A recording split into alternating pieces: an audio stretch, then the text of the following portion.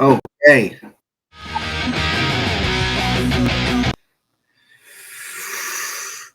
We're back. Hopefully the mic won't just turn off in the middle of the stream like it did yesterday. Don't know what's going on. Tower comes the 19th. Bad news today. Heavy-hearted news. Gonzalo Lira is dead. He died in Ukrainian prison. I interviewed him. We talked back and forth on Twitter DMs. He was my friend. I would consider him a friend. He's a good researcher. He's a good journalist. Of course, I'd have tech issues. I'm gonna watch this light to make sure it stays on. I'm trying to talk about my friend Lira. They let him die.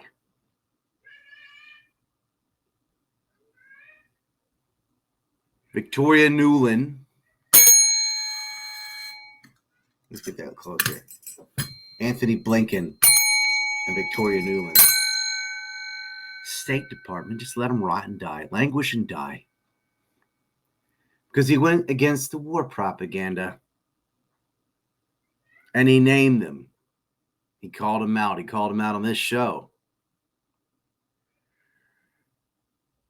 No one besides Tucker Carlson, who was fired, by the way, and didn't do it until after he was no longer on air, spoke up for him. The entire mass media ignored the fact that an American journalist was arrested for exercising free speech, didn't do any real crimes,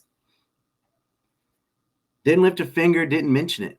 No one in the State Department argued on his behalf, wouldn't help him with a lawyer, wouldn't even help him translate things into English or Spanish. Everything was in Ukrainian. They let him die. 55 years old. How'd he die in prison? What the hell were they doing to him in there? You can imagine. It's what they do to all of us. They want you dead. They want you dead. Went off again. All right, I'm going to try this.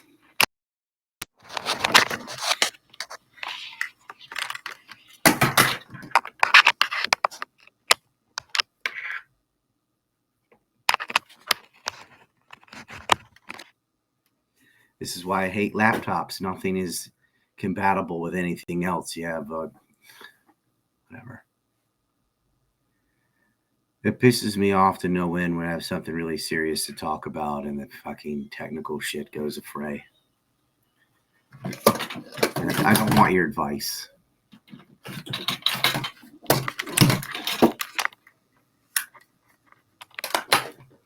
This stupid hub doesn't connect right or whatever. I'm not playing mix and match with technical equipment. Like, that shouldn't be a thing.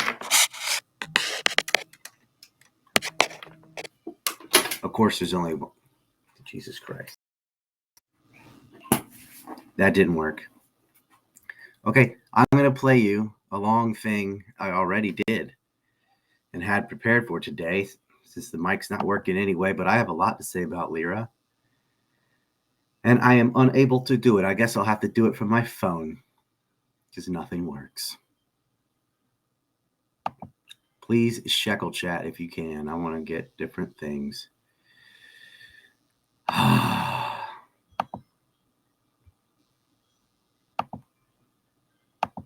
You can hear the mouse. I know. There's nothing I can do about it. Let's hide this. No, the mic is not fine. The mic you think is fine, but the light keeps going off, which means it goes silent, and then I just unplug it, plug it back in again real fast, and then it comes on again. Don't argue with me. No, it is not fine. Can you hear me now? Because the light's off. Do you hear me now? No.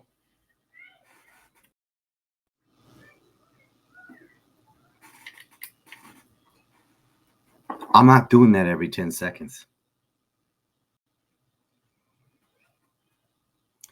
Well, the light bulb broken. Okay, screw it. Maybe it's just the light on the mic goes off, so you can't tell whether it's on or off. Whatever. I'm sick of it. I'm glad I haven't dropped off. That's nice, but it's disheartening when the little green light you can't see, it's right here, turns off. It shouldn't surprise anybody they let an American just die in jail in Ukraine. You knew he wasn't getting out. You knew the State Department wouldn't try to get him out. And you knew the media wasn't going to talk about it. Because if the media talked about him being arrested over nothing, people go, gee, what was he saying? And if they looked at what he was saying, that would be a counter narrative to all the war propaganda. I think his YouTube's still up. They locked him out of that. Like, at least the things he did is still up somewhere. Somebody might want to go mass download all that and put it somewhere else, because that's not going to last. I know he was on round tables with like history legends and stuff. He didn't like Mr. Ritter. I don't think they liked each other. Whatever. But he had beef with a lot of people. Ethan Ralph didn't like him, but even recently, I was on Ralph's show. He goes, Lyra shouldn't be in jail. Like, I think he had squashed all that beef. Destiny didn't like him. Of course, because he's a petty liberal. Like, the guy's in jail for speaking his mind. You're going to talk shit.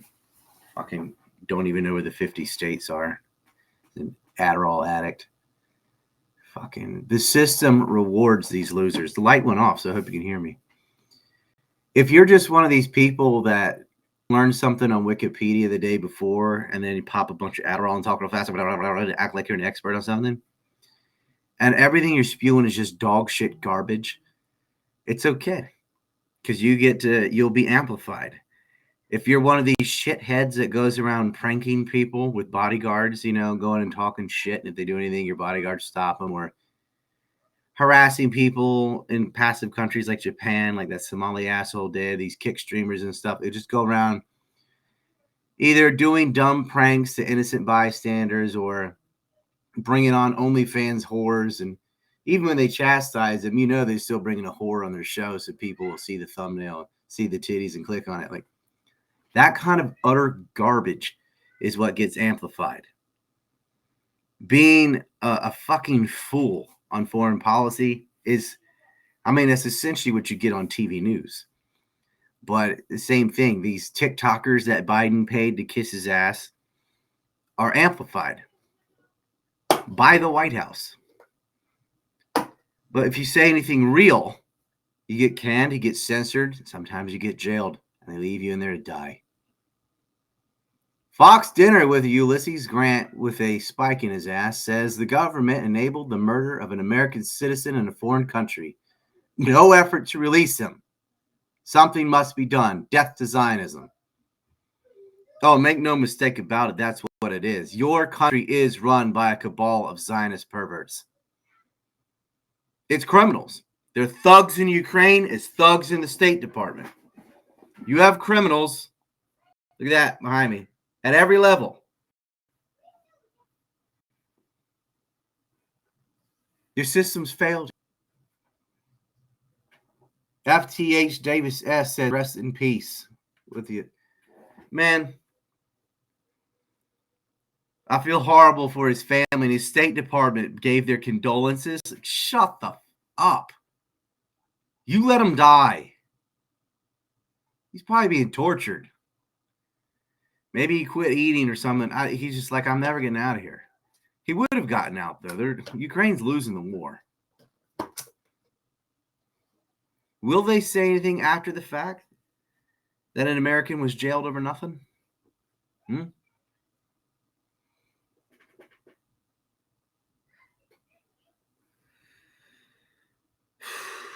have a long episode on Epstein. This really is the thing, though.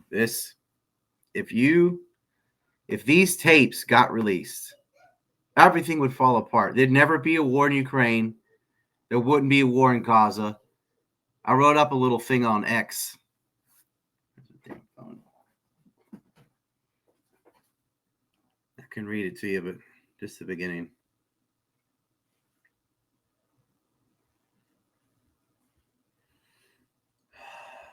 So angry I could spit.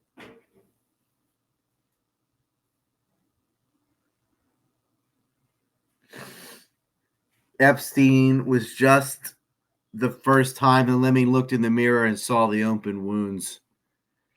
The Gaza massacre is another mirror showing the rot in our society. Donbass was a silent war for 13 years. Arrogance and ignorance go hand in hand. Our institutions are criminal. They run on blackmail and sickness. Jeffrey Epstein provided sexual services to a perverted Zionist cabal in America who already composed the donor class and banking cartel. These people, as a culture, are just child abusers, warmongers, and supremacists. Destroying the innocent is in their nature. And that's who's running this circus tent. It's the Blinkens and the Newlands and the Sullivans and the Yellens. Let's hear the Twitter space. Appreciate the shekels there. Oh, the people man pops in. Happy birthday to your kid and happy Twitterversary. Not a good day for the tunnels. I'm sorry for your loss. I know he was a colleague. I mean, I knew him. He was a colleague. If I didn't know him, I'd still be furious. Like, if I didn't know him personally, if I just saw his work, this shouldn't happen. And I didn't know him like other people did. Like, his family tried everything they could. And but almost nobody did anything. Very few people could even write free lira. I did it yesterday, which was my second son's birthday. Thank you for acknowledging that. It is now no longer his birthday, so at least it didn't happen then. His birthday was also the same day that I was brought back to Twitter. So now a year and half a day on Twitter without being completely banned. Had some suspensions. Never been banned since Elon got it. Well, since he brought me back, which wasn't until January of last year. Was on a roll. The Epstein files being dumped, these stupid tunnels in New York, and Israel going to International Court of Justice. It was good times. And then Lira dies. I wonder if he had any access to news outside. I don't know. I mean, I would say he was murdered in a way.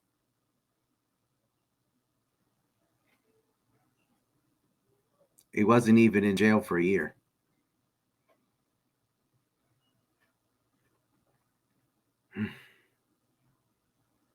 There was zero interest in his case. And the reason is they were scared to give him attention because of the things he said, because a lot of it is accurate.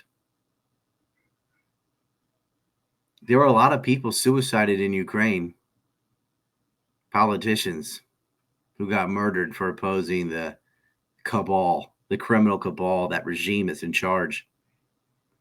With their cokehead, homosexual, Zionist president, Zelensky, all his multi-million-dollar homes around the world. It's rot. You step on it, you'd fall into a tunnel. Go read Ezekiel 8. They saw a hole in the wall and he dug at it, and then he saw all the depravity inside. What are you showing me, Lord?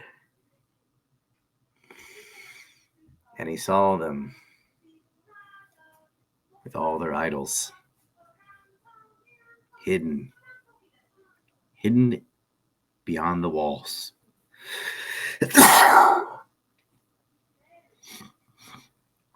They're hidden in the ground.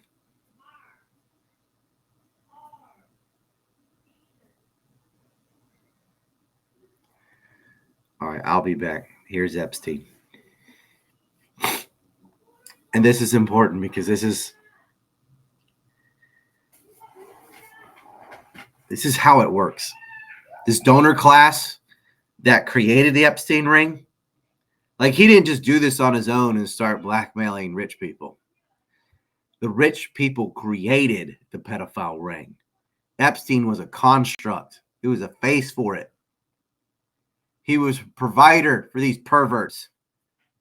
Use these modeling agencies to procure girls. Feed the sick system. Got the notebook out behind me. It's written on my back. I could just turn my shirt around, I suppose. These people, yeah, part was blackmail. They were spying on science and tech. They went after donor class that wasn't involved. They go after governors and senators. They compromise people in positions of power. Once you have the donor class, you can either, I always say, you blackmail the rich, you bribe the poor. But if you blackmail the donor class, you kill two birds with one stone. Because that's who bribes everybody anyway. And they had them. But there was a pre-existing clique, the mega donors, the Wexters and Bronfmans and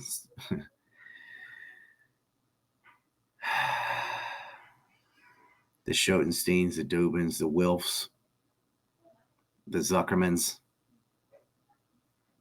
your Holocaust builder families, Kushners too. They already were there. They're already perverts. They already rape. They always have. And they exist as a financial backbone, as a donor class, the Soroses too, to manipulate U.S. policy and steal secrets for Israel. And these sick criminal fucks like to rape kids. As long as they're goy, it doesn't matter. They don't even see it as wrong.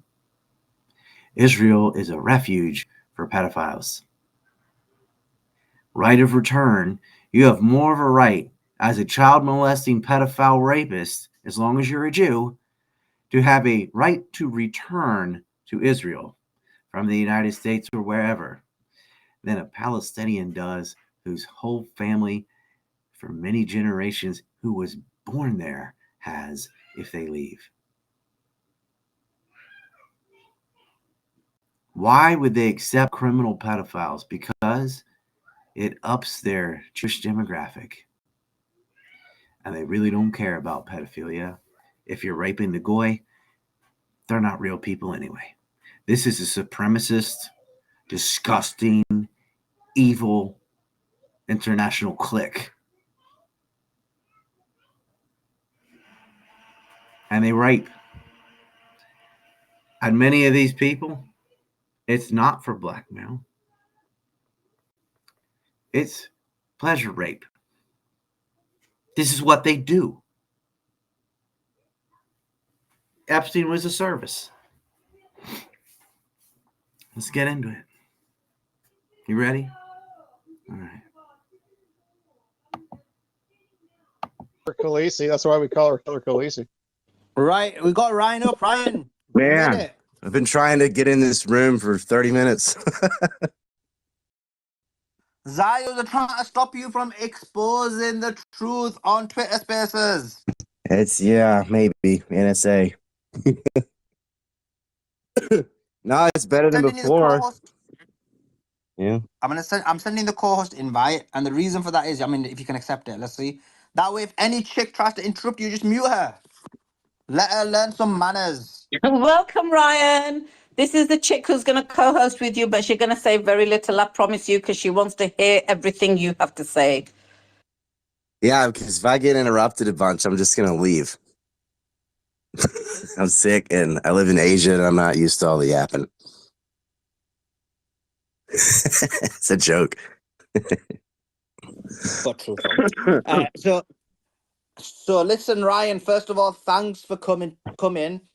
We want you to jump right in, but just a few questions before you start. So first of all, actually, let me people tell you. So Ryan Dawson, and you can tell everyone about your history in a bit more depth, has been exposing and researching everything related to the Epstein files, I believe, from 2007. But Ryan, you can correct me and explain it.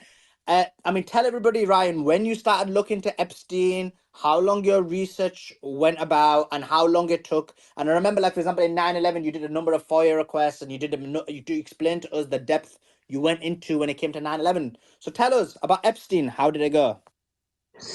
Yeah, I got wind of it around '07, and it was actually the 9/11 stuff that sort of bumped Epstein off the map for a minute, because I just couldn't get anyone to listen to it anyway, and everyone was very interested in 9/11, and that is also a major event and ties to the exact same state.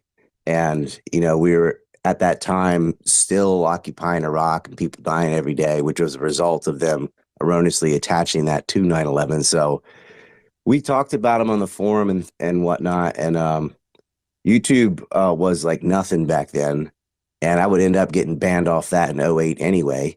So we would talk about it. I'd write about it on the website, but it didn't really start getting traction until around 2017, because there were all these hedge fund managers that got murdered. No one knows and talks about it now, but we were following the white collar crime.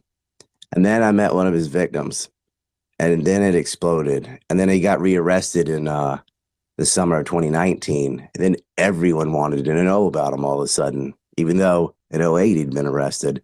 There really wasn't a bump back then, because there really wasn't anywhere to put the information. I mean, it was on my little website.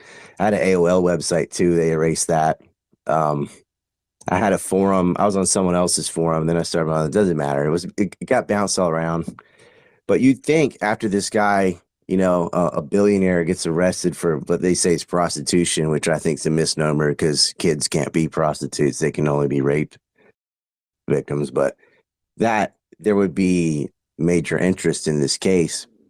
And I think there would have been if people had known it had happened. But that was not a big deal. That wasn't a big news item. He wasn't a household name.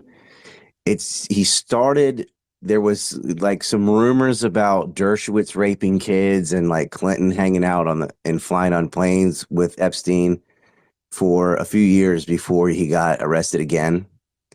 And that was sort of like the sexy angle, because for regular people, you need a celebrity name. You need like a Clinton or a Prince Andrew or a Trump. And it's still sort of like that now. And when they thought Trump might be involved, that's when the televised media actually talked about it for the first time, when he got arrested again. But actually, Donald Trump, for all his other faults, was very cooperative with the investigators, was the only one that would set aside time and tell them everything he knew. When the Israelis set this operation up, the first thing that they infiltrate is the policing institutions. And so you can see that with Louis Freach, who was the FBI director in '96, was also an Epstein client. And they had the Clintons compromised before that. You can see pictures of the Glenn Maxwell and Epstein in the White House in '93. That's just the earliest photo. That doesn't mean that's when they met. That's just the earliest thing we can document with photographic evidence. Clinton was profiled way before he became president, because he was already being accused by multiple women of his sexual escapades when he was governor of Arkansas. And so they profiled him quick, and that might be why he got to be the president. But I don't know where you want to start. We can start with questions, or you can just let me rant. I'm good with whatever. We can ask you questions, and you can just go and run. We're all cool with everything, as long as we can get the information. Yeah, that's out to probably the what I'll public. do anyway, if you ask me. Yeah, Just before you do go, people. Ryan, let me just tell people, guys, we have got the one and only Ryan Dawson, the #1 expert on the Epstein files. What do I want you to do? I want you to like the space. I want you to retweet the space. Let people know what is going down in the space. Also, he's going to be talking about his Epstein client list. He's also got a map. And the map is golden. It's £45, I believe. I got it shipped to the United Kingdom. It's that damn good. So check it out. That's in the nest. Check the map out. So everything he talks about, you will know about. Ryan, I tell knocked us. off $10 actually yesterday to make it more Yeah, available to but people. he's made it in 2024 discount, $10 off. Even cheaper. It's He's gonna get it cheaper. It's cheaper if you live in the U.S. and Canada because that's where I have to mail it from. Anyway, it's not just a list; it's the connections between the people. It's much more in depth than that. If you're talking about the map, I even made a shirt that has the map on the front and a list on the back. And it's been on the website for years. I've posted the first page at least on Twitter periodically, but I'm even nervous sharing this stuff too. It's like I'm pissing off the richest, most powerful people on earth. It's a bunch of billionaires, heads of state, prime ministers, presidents. But it is what it is. And it really speaks to how rotten and sick our society is.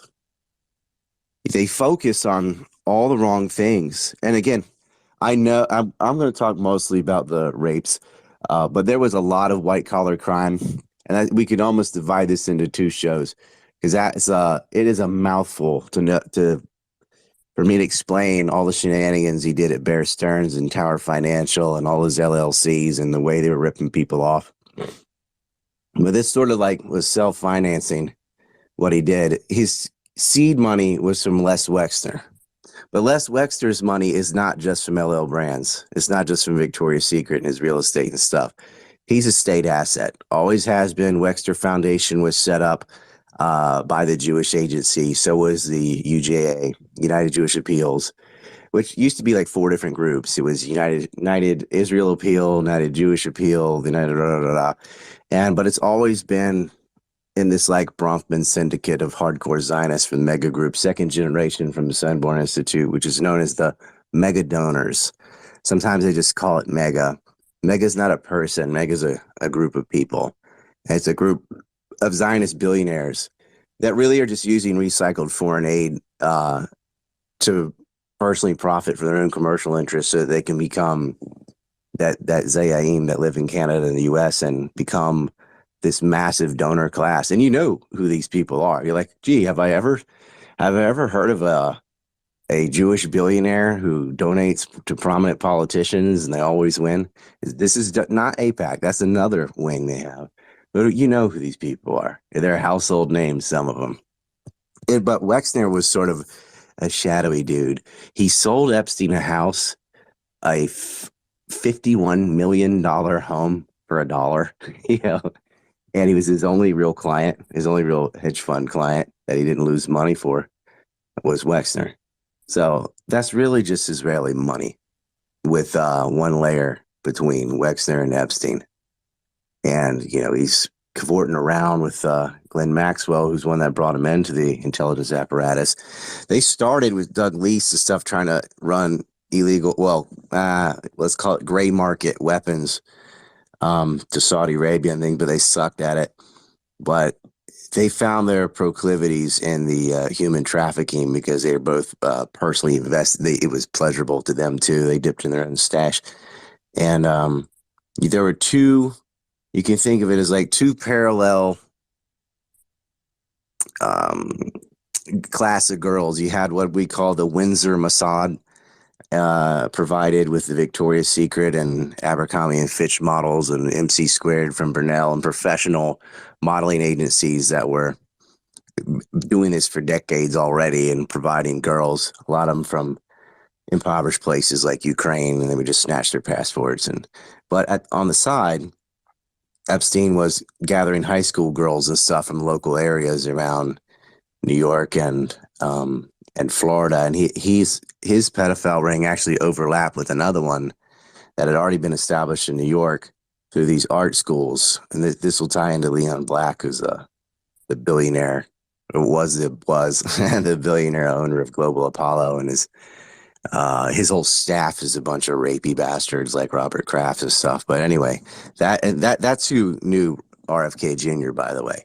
Everyone's like, oh, he was on Epstein's plane. I'm like, yeah, a couple times. But way more important, he's having dinner with Leon Black at the schools he owns, which is basically a front to gather young women that get pushed into these grooming services. And there's a third ring. You can make a Venn diagram, which is Peter Nygaard, billionaire, who had his own little rape and prostitution ring where he pimps out girls, to be raped in the Bahamas with Peter Nygaard. And Prince Andrew knew all of them and visited all of them. But it really speaks to the rot of our society, though, because I'll set the stage before I get like, I already started getting into the names and stuff, but before I get like really into it and nerd out, I want everyone to seriously, emotionally digest what I'm about to say. Not just like fun. I want you to like feel this, because these girls were getting serial raped, sometimes 3 times a day for 27 years. This operation went on, and no one did anything. If they'd listened to Maria Farmer back in '96, which they weren't going to do because Louis Freach was part of it, if the FBI had listened to her, it all could have ended then. And it went on all the way to 2019. And the hush money, because when we know this from lawsuits from Denise George from Virgin Islands, for example, is still being paid to victims. Darren Endike has facilitated this. Epstein set up a trust, the 1953 trust, 10 hours before he was murdered or allegedly killed himself all by himself, he was murdered. He even told the prison guards, someone's trying to kill me. He said, oh, I tried to kill myself so that he'd be put on suicide watch, hoping that would give him some layer of protection. Of course, they just said, you're fine, took him off of it, and then killed him anyway. He was powerless once he was in jail. He had no access to any of his stuff. They had to shut him up. But we are talking about a power couple with Maxwell, whose father was also an Israeli asset, and Epstein, who were not the first and not the last of these pedophile rings where they compromise people and they leverage people. Their niche was supposed to be to spy on science and technology, to gather trade secrets from the U.S. for Israel. But they ended up bleeding into all kinds of things. But if you know your JFK history and you go back to the Bobby Baker scandal, where back then in the 60s, an extramarital affair was a really big deal and probably still ought to be, but marriage's sanctity of that has fallen apart. But they would compromise people with women. And that was going on with the Jewish mafia and Santos Trafficante and some of the Italians too. Carlos Marcello running those rings, the Carousel Club that Jacob Leon Rubenstein ran, Jack Ruby out of Dallas. They had a syndicate of women moving from Tampa to New Orleans to Dallas in these rings to service these gentlemen's clubs, which targeted police departments.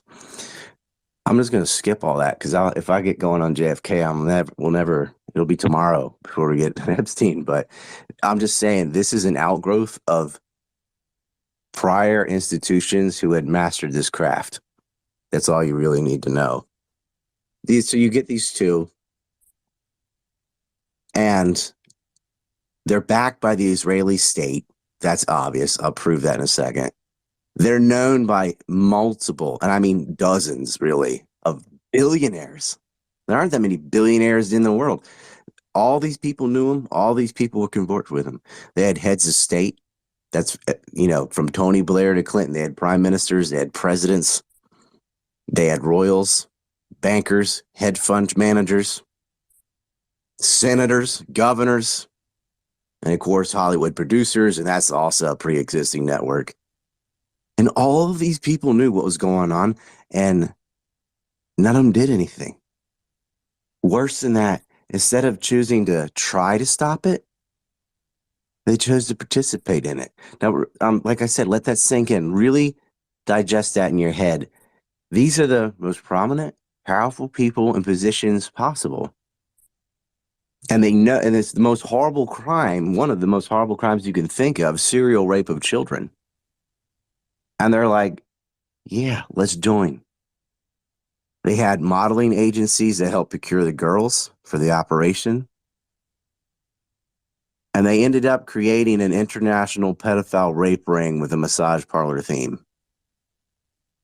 And they all joined in. Then they get immunity when it's his first trial after abetting him. They get immunity. They get a sweetheart deal. All his cohorts are beyond reach. Only he gets in quasi trouble. 6 out of 7 days a week, he's not really in jail. He's on work leave, and he's continuing to do business. Still meeting with Jess Staley.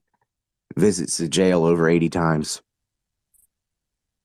His lawyers and his financiers are wrapped up with the ADL, the Anti-Defamation League, which is just a defamation league for the Israelis, the World Jewish Congress, the United Jewish.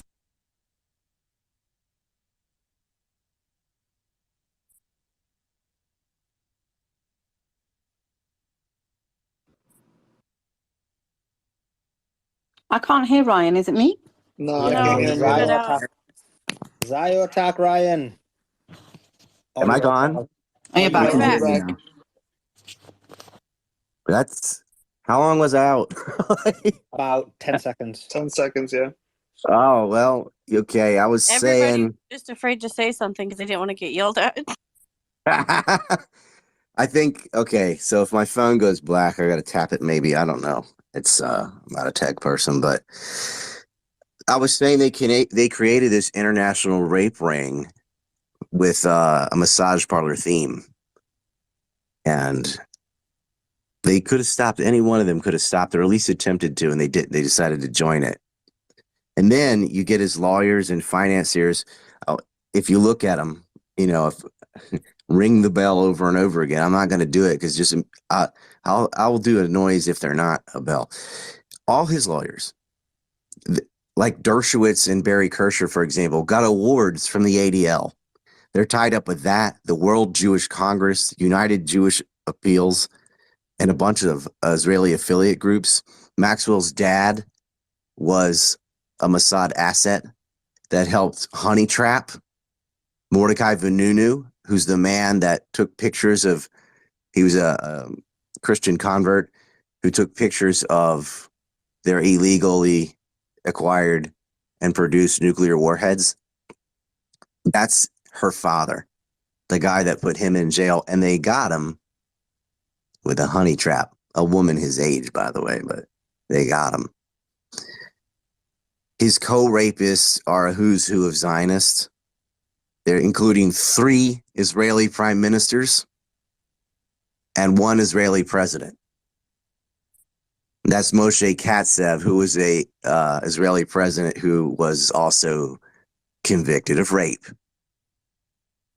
Ehud Olmert, who stuck his tongue up the nose of a journalist. Shimon Peres, and of course Ehud Barak, who met with Clinton to give the not so generous offer to the Palestinians. Clinton and Barak are meeting with Epstein. Epstein, that we know of, had meetings with Ehud 36 times. I don't know about you, but have you ever met a prime minister of a foreign state 36 times just in your whatever job? That's, even other politicians don't have that kind of privilege. Other heads in the Israeli government probably didn't get 36 sit downs with the prime minister, but Epstein does. And he's filmed, by the way, going to the rape mansion in New York with his scarf wrapped around him, and little girls going in and out the whole time he's there. And it's people took photos of it. They knew when Ehud arrived because the Israelis always come in the same black, unmarked SUVs and stuff. And like, who's going to see him now? Oh, it's the Prime Minister of Israel. Hooray. So with all that, when Acosta said, I was told to back off, that this was intelligence. Gee, I wonder who. I guess it's the Chi-Coms. Maybe it was Hamas. Yeah, obviously, it's the Israelis. Every shred of evidence points to Israel. It's not the CIA. America's not going to arrest its own asset twice. America's not going to spy on itself either. They don't need to spy on the CIA. And the current director of CIA, William Burns, was an Epstein client. So was James Woolsey, a former director of the CIA. And of course, Louis Freech, the director of the FBI at the peak of when all this was going on. That's the kind of thing we're dealing with. And we're supposed to act like, and we don't notice. It's a big mystery. I guess it's like all of them, right? It's like MI6, Mossad, CIA, blah, blah, blah, blah. Shut up, Alex. It's Israel. Always has been. Wexner, Bronfman, Rothschild, Maxwell. This is not a Presbyterian problem. This isn't the Chinese. It's not Iran. It's not the Russians. It's Zionist. And of course, these are the same people, if serial child rapists, if they can support that, they can support the same kind of genocidal maniacs that are dropping bombs on apartments full of people as they're doing in Gaza and the West Bank. They've done that too, Janine. And I tweeted this out, but I'll say it again. Smushing babies under concrete is not self-defense. It's psychotic. And pointing out that people who smush babies under concrete are psychotic is not anti-Semitic. It's normal, or it ought to be. But then you get these, ADL affiliated lawyers like Alan Dershowitz, who got massages on Epstein properties but claims he kept his underwear on, going on Fox the other day and saying, why is everybody so focused on Jeffrey Epstein and myself? What about the Hamas rapes of thousands of Jewish girls? It's thousands now. Thousands of little Jewish girls raped by Hamas. There were no Hamas rapes. His source for that was the New York Times and the Washington Post, both of whom had to retract their stories. This is garbage from right-wing settlers like David Ben Zion and people like Kit Klarenberg and Aaron Mate and Max Blumenthal from the Gray Zone have been all over this story, debunking it, as probably many of you in this room. I know I'm preaching to the choir, but this is recorded. So, good work to you, good work to them, because they have to make up these atrocities because they have nothing real to point to. It's like, oh, Hamas hit us on October 7th. Remember that one time when we got hit back?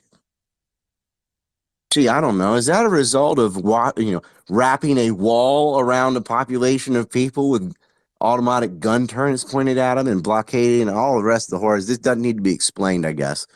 But yeah, they got their comeuppance.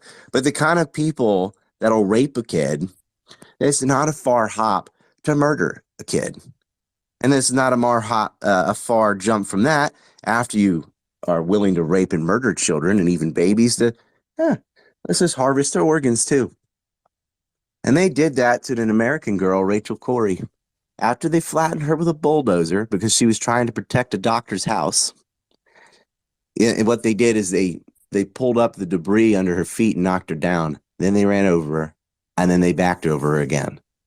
The settlers decided to have a pancake party, because pancakes are flat.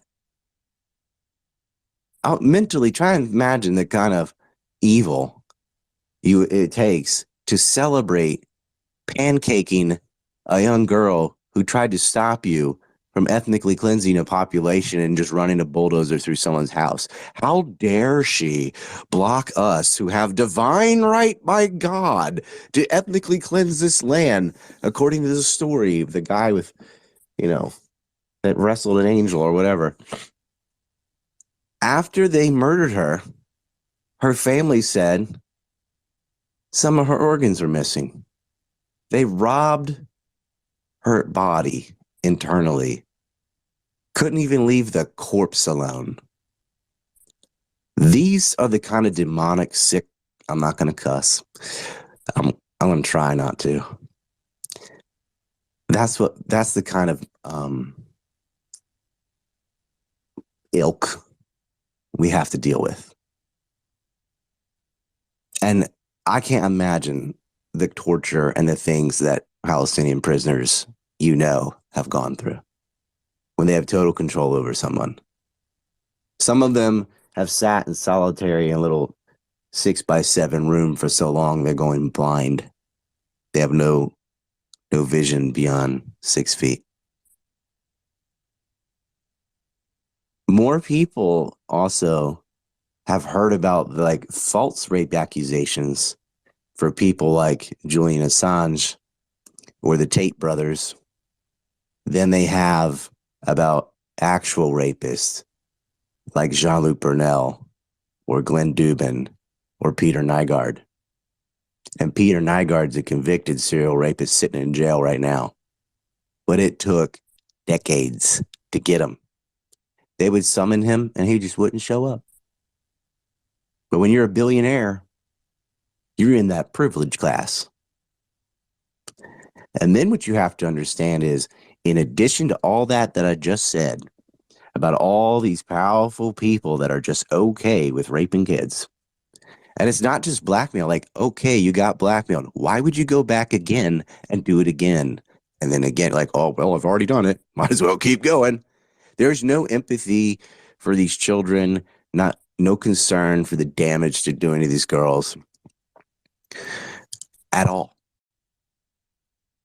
Then you get the media. Okay, huge story. Probably the most public interest of any story ever.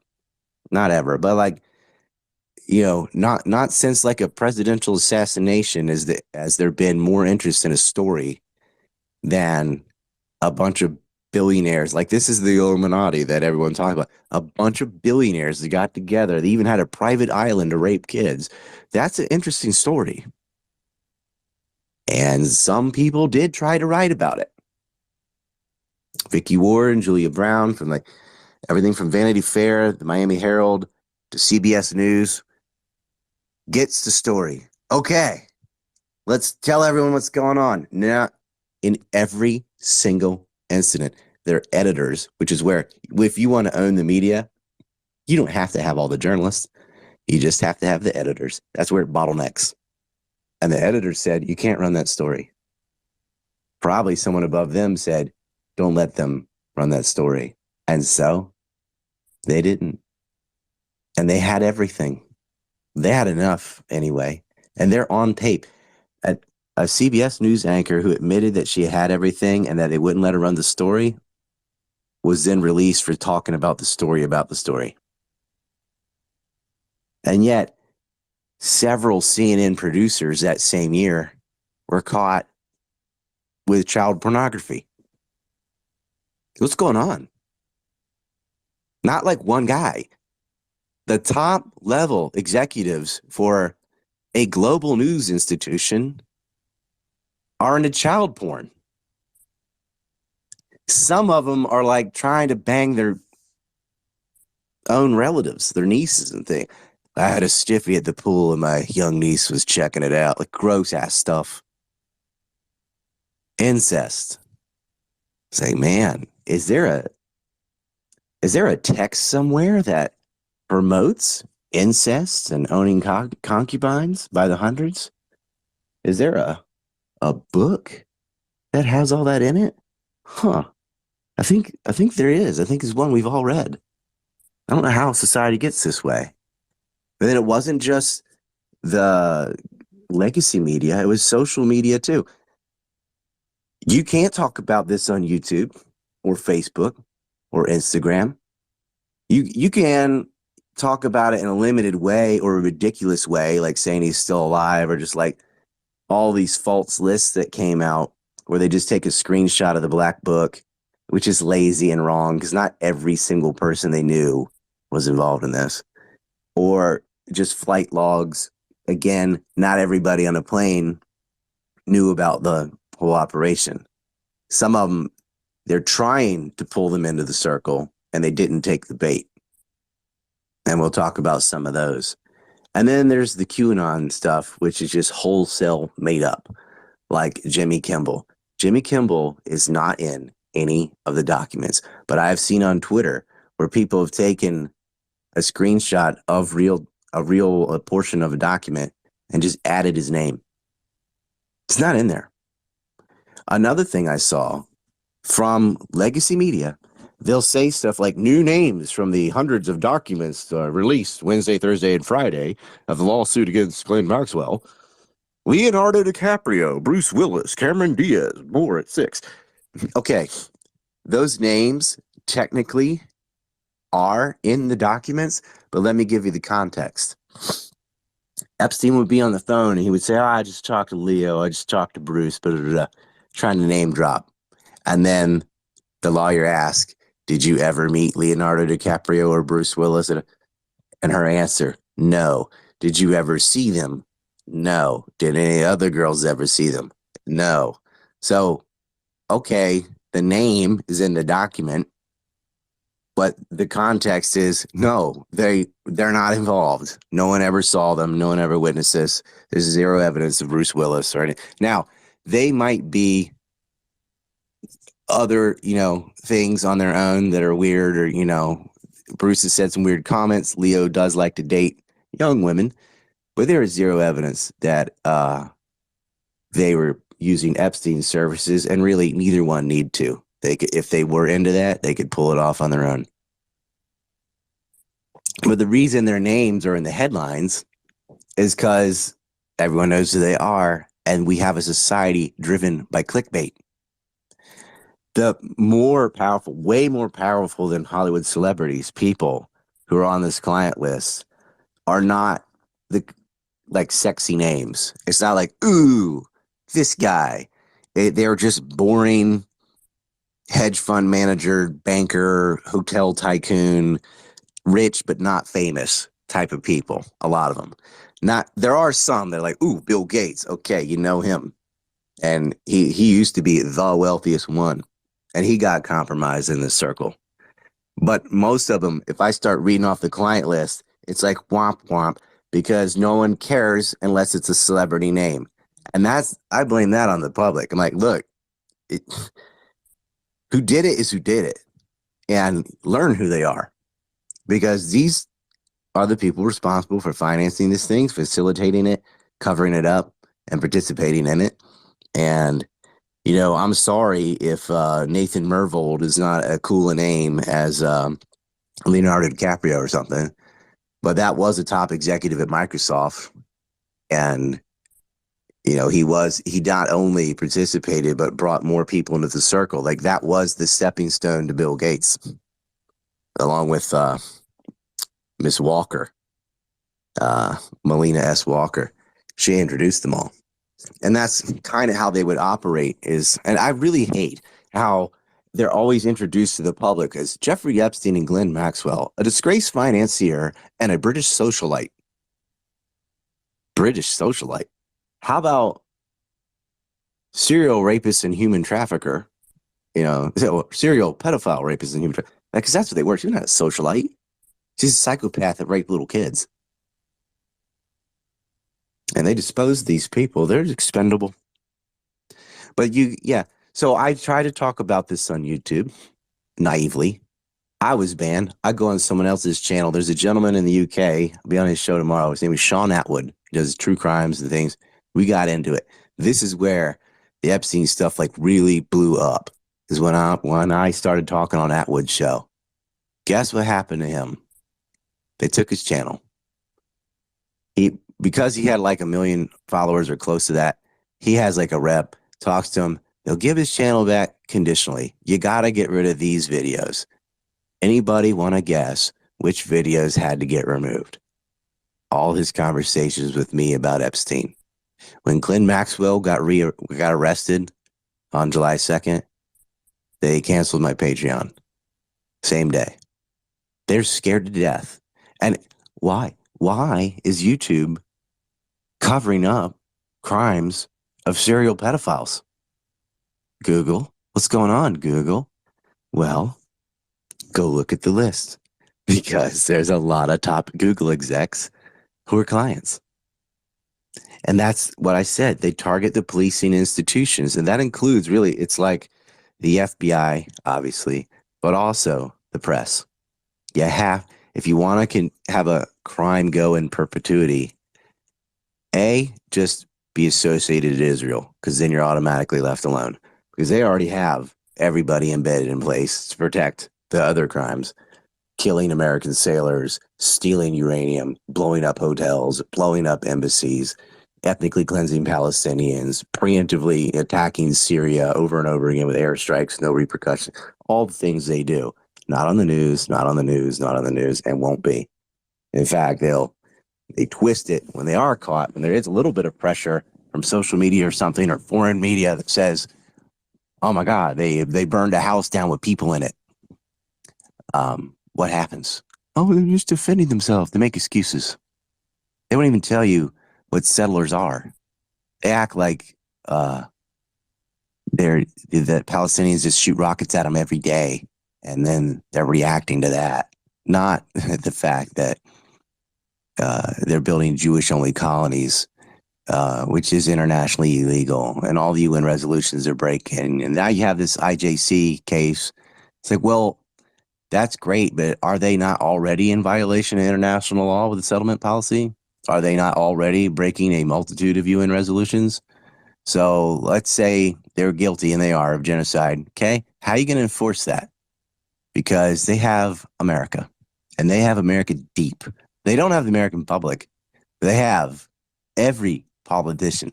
Look at the debate stage. It's embarrassing. Every single one of these Republicans is a Zionist. So is RFK Jr., the only real independent, and so is Trump.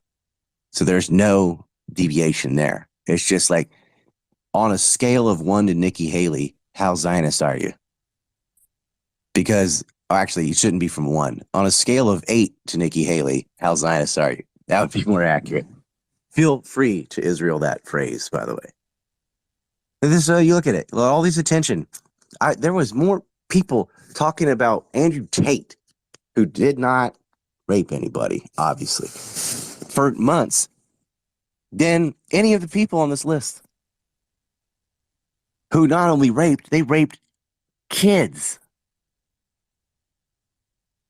It's disgusting. That's the media. BBC ran how many stories on the Tate brothers, these awful accusations? Julian Assange got accused of rape from some Swedish girl, whatever. And that they're like, they were talking about wanting to kill him, lock him up forever, send him to America. We'll give it. And what was his crime? His real crime was speaking truth to power. WikiLeaks. Why did they go after the Tates? Same reason on a smaller scale. They had enormous reach that, let's just call it the matrix if you want, the system, whatever, couldn't control. So what do? Well, you make up horrible accusations, and even if they don't float, you've ruined the reputation anyway. Les Wexner gets to walk around free while Assange languishes in prison. Other people are either jailed on house arrest or whatever. This is what we're facing. The world is run by psychotic pedophiles. That's what we have Ryan, to fight.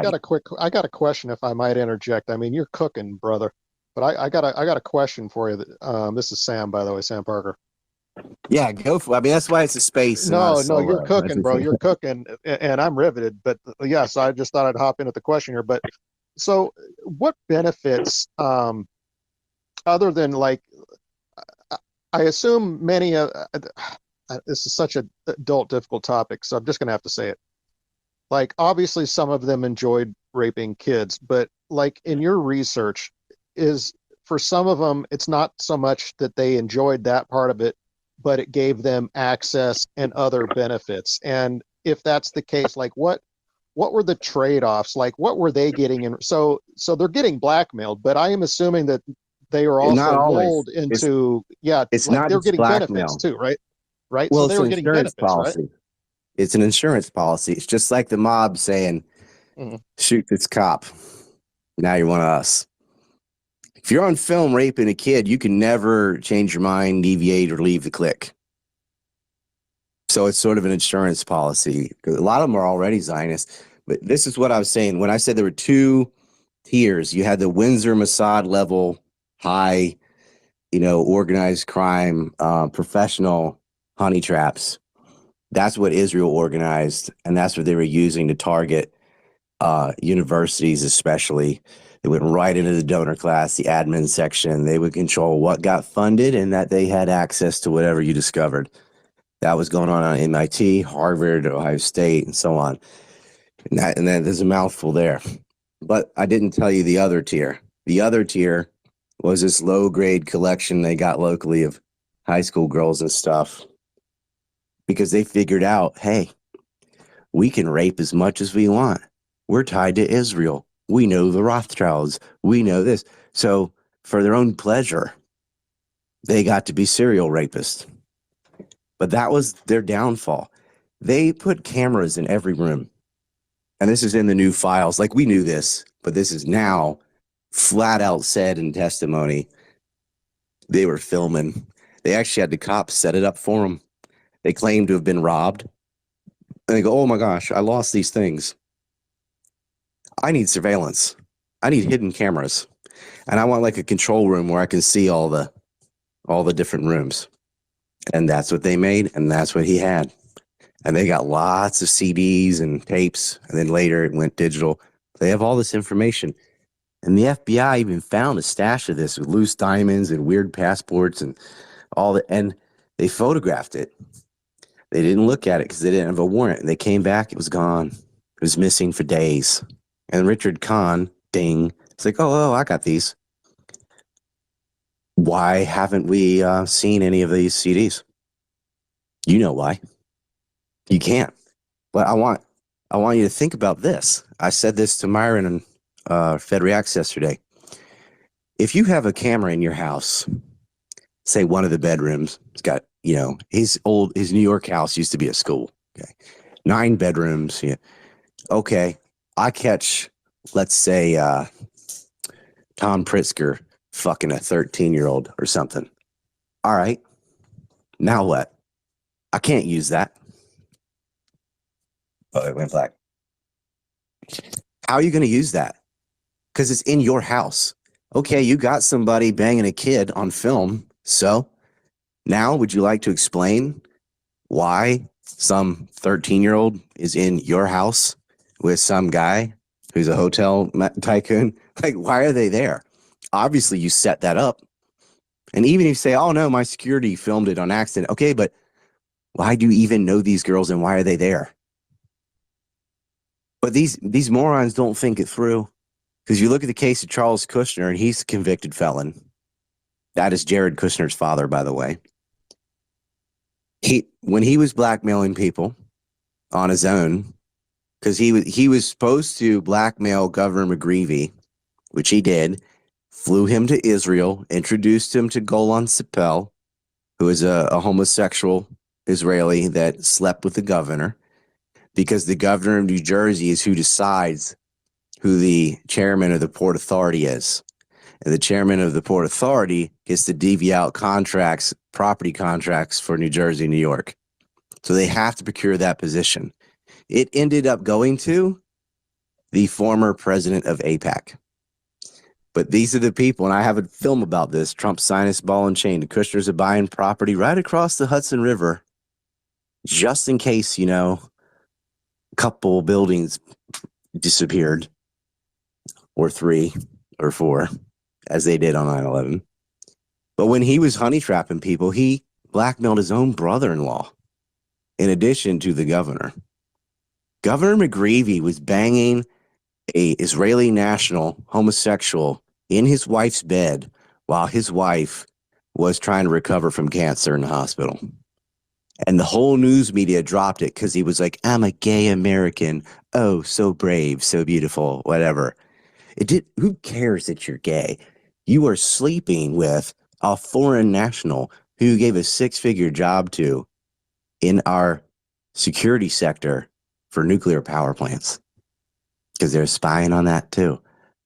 They got the PA, the Port Authority. And it's the same gambit they do on a state level they do at the federal level. You get in that position of who gets to divvy out the money. They bribe to get those positions. Then they get a bigger return with the contracts. And then they use a portion of that to continue to bribe and maintain control. AIPAC bribes Congress. Congress sends foreign aid to Israel in the billions. They get to enrich themselves on that to create a donor class and then continue back with AIPAC to bribe the next Congress. And the cycle just goes and goes. But when he did that, he got a prostitute, a very expensive prostitute, $30,000 he spent on hookers to catch Murray Kushner, took him to the Red Bull Inn, a 2-star motel in New Jersey, because, spend a lot on the hoe, but not on the facility. Filmed him, tried to blackmail him. This is his sister's husband, by the way, Miriam. They were having none of it. He ended up going to jail. But I'm thinking, dummy, how are you going to use that? Even if you have your brother-in-law banging some whore in a hotel, the first question they're going to ask is, how'd you obtain this? You must have put a camera in there ahead of time and da-da-da-da-da and set this up. Duh, you just incriminated yourself. But that's what happened. And yeah, he did go to jail. Epstein and Maxwell were not the brightest crayons in the box. I don't think that the personal bugging of their properties was part of the plan. That's something they did on their own on their little side quest, along with procuring their own girls that they could rape over and over again. Because Israel has a perfected network of this kind of stuff. That's how they got Benunu, for example. So you can dip into them. They've got, look at the art students, all young in their 20s, meeting the DEA. They know what's up. But the conclusion is worse than blackmail. Because if you're blackmailing people for a foreign state, at least you can see the motive of the state. Oh, they want American science and technology. They want to control politicians so they can keep killing Palestinians. There's some reason, albeit completely evil reason, for what they're doing, sense of nationalism, whatever. The side quest stuff shouldn't work. Because the only reason you could gather a bunch of people who are banging kids on your property, sometimes when you're not even there, like Jess Staley was a regular at Epstein properties with requests to dress up the little girls in Disney princess outfits and stuff. That shouldn't work unless you've already entered into a climate where there's just hundreds of pedophiles. This isn't even a normal, like, hot 23-year-old or something. These are kids. Why are so many people in banking and media and political positions even want to bang a kid? But apparently so many of them did. You can go, if they're rich enough to just go to Vegas or Thailand or whatever and do that, if that's what they need to do legally. But nah, a woman's not enough. They need to force heterosexuals into lesbian sex, jerk off to it. They need to, Leon Black raped this autistic girl so bad she had anal bleeding. Yeah, I feel like sick. I'm sure a lot of you feel sick since October 7th of just the daily, looking at all these people the Israelis are murdering, people getting hit with snipers, buildings collapsing on people, children and babies like shaking from fear. Their parents are dead. People are missing legs and arms. It's really hard to look at. And after a few weeks of that, or even a couple of days of that, you're like, it's not PTSD. I think that's an exaggeration, but there's something where you get like a lot of internal stress from having to deal with this crap. And then people sitting there going, la ha ha, and doing TikTok dances. This fucking sickness of it.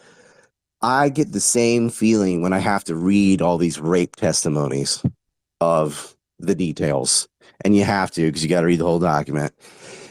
And I'm just going to skip a lot of that. What they did was there was some fetishes, let's just say.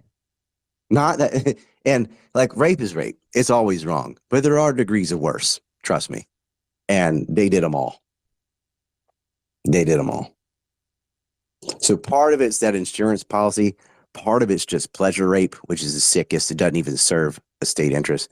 And part of it was their job, which was to spy on science and tech, compromise Americans. But as I Ryan, said, there's overlapping rape rings.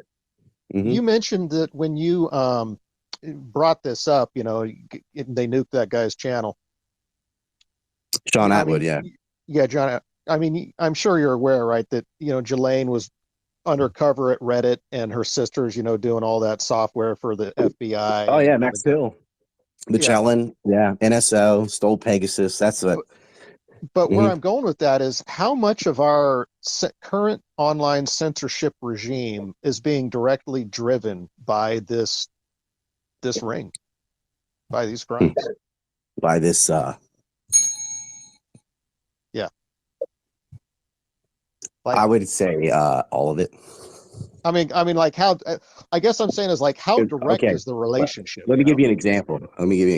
And I bet a lot of people in this space have come across this. You know what whataboutism is? Absolutely. When someone's like, "What about Sudan? What about Burkina Faso? What about Burma? What about the Congo?" And I'm like, "Okay, yeah. What about it? Here's my stories on Sudan. Here's my stories on the Congo. I've been covering all this stuff the whole time." But not everyone can, because not everyone knows. Like, maybe you know about the Middle East and you don't know that much about Northern Africa or whatever. And that's why I don't talk about this, but whatever. But they do the what about. Here's an interesting thing, though. I'm allowed to talk about the RSF in Sudan all day if I want to. I'm not going to get censored for that. I'm allowed to talk about the conflicts in Burma or Azerbaijan and Armenia, or Burkina Faso, the Congo, the border disputes, with Venezuela, whatever it is. That's okay. I can bash North Korea. I can bash the Chinese. I can bash Joe Biden. I can bash Donald Trump, when he was president. I can do that. But I'm not allowed to say anything about one particular thing. That's when you get censored. You don't get censored for talking about politics in Africa or Asia or Latin America or even the United States, unless you talk about this cabal. You couldn't talk about the neocons when they were in Bush's war. And I got canned in 2008 off YouTube the first time. I got canned on MySpace in 2005. And of course, I'm just talking about Bush's wars. I talked about the 7/7 bombing, and gone. That summer, lost it. MySpace. I think it was the only person kicked off of there. And so if you look at the censorship, there is a kind of woke culture that will ban people for isms.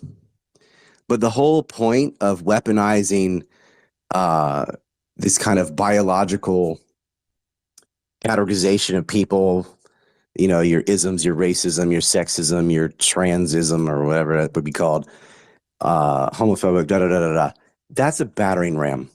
It's an excuse. Because the only one they're really concerned with is anti-Semitism, where they're a race and a religion and all the categories, trans Semites, because they're not really Hebrew, 99% of them. It's a way of protecting a class and saying whatever they do, I swear they could get up on stage and eat a baby and they'd blame the baby. Because if you say one word about what Zionists are doing, what the Israeli state is doing, it's like, oh, you hate the Jews, you love Hitler, you kick puppies and you piss on baby Jesus, whatever. It is the epitome. It's like the worst crime you can do is a hate crime. Like anti-Semitism is the most protected thing in the woke mind virus. But who facilitated this woke culture? Who benefits from it? The people that benefit from it the most are the ones that need to have identitarianism, the ones that need everything to be structured in terms of these kind of social identity classes so they can just flippantly go, racist, you're gone. Sexist, you're gone. Anti-Semite, and all these social media companies, they have the written rules and the unwritten rules. And the written rules say you cannot advocate for violence towards said group based on race, gender, religion, whatever. Okay. Almost everyone who's ever been banned never advocated for violence toward any kind of group. The unwritten rule is you're not allowed to criticize anything Israel does or you're gone.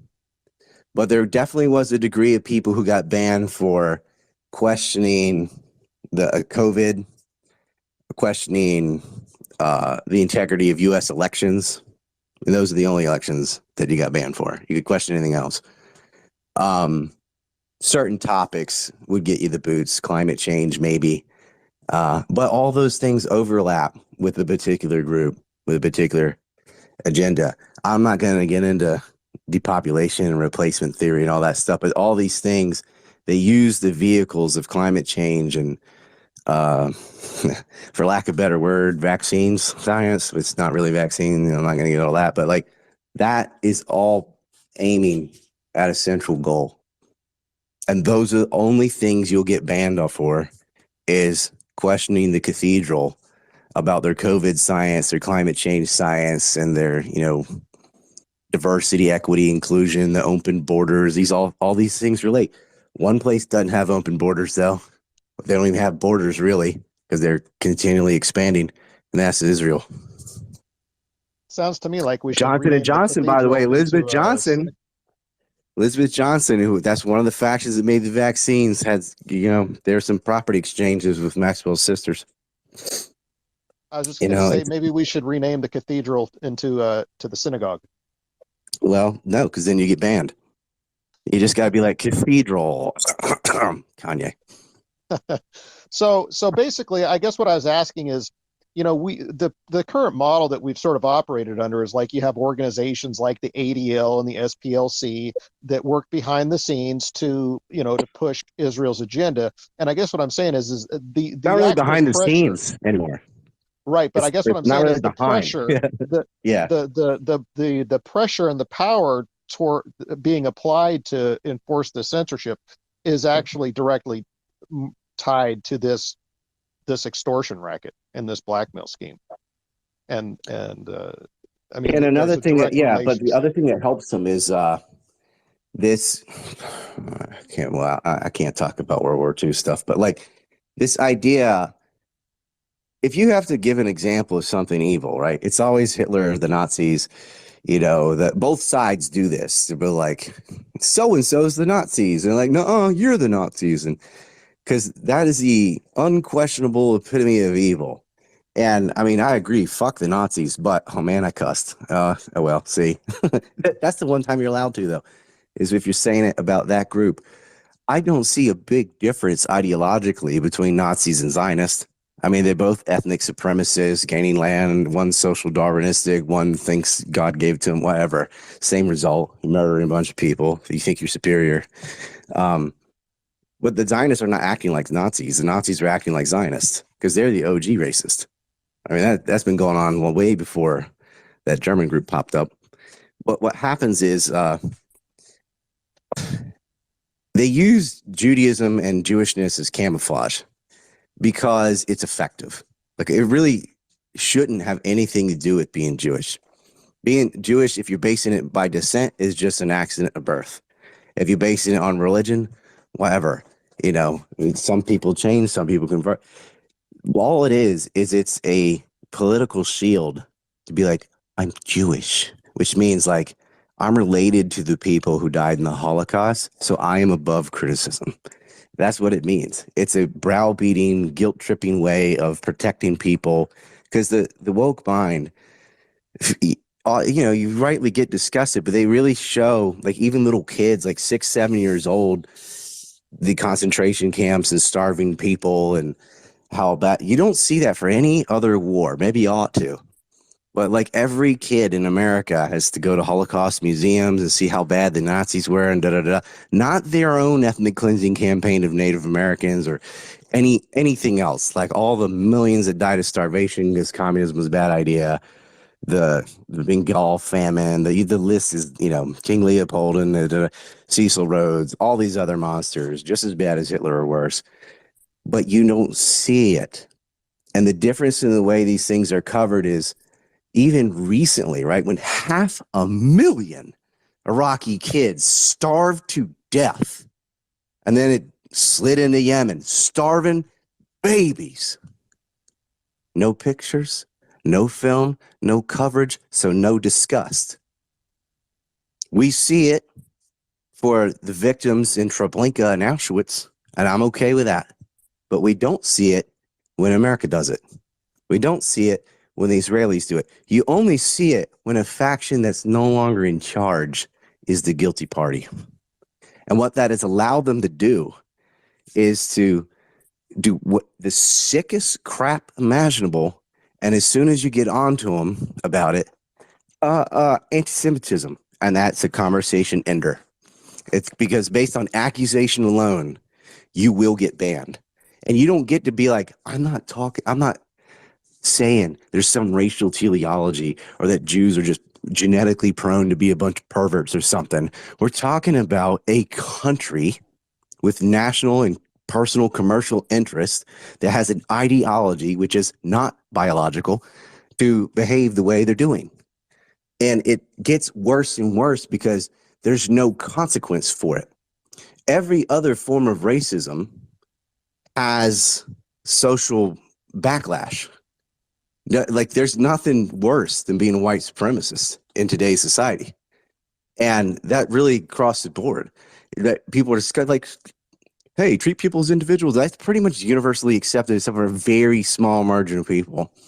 And the people who actually are anti-Semitic on a biological way got that way because of Zionism. Like they saw this pattern so much that it's sort of like racism begets racism. Well, if you're going to hate all the whites or you're going to hate all the blacks or you're going to hate racism begets racism, kind of a backlash. Well, most people, nah, they're like, because it's a pretty easy conclusion to come to. Like I've met shitheads of every shade, and I've met nice people of every shade, and same with religion, same with lack of religion. There are good and bad people in every category. This is like an obvious common sense thing, or it ought to be. But they don't argue in good faith.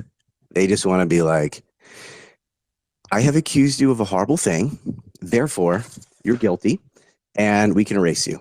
And because Jewish supremacy has really zero backlash, they are allowed to openly call for the genocide of Palestinians and call them animals. And this isn't just like some assholes that live in Israel. This is people from the Knesset. This is their president. This is their prime minister. It is top to bottom.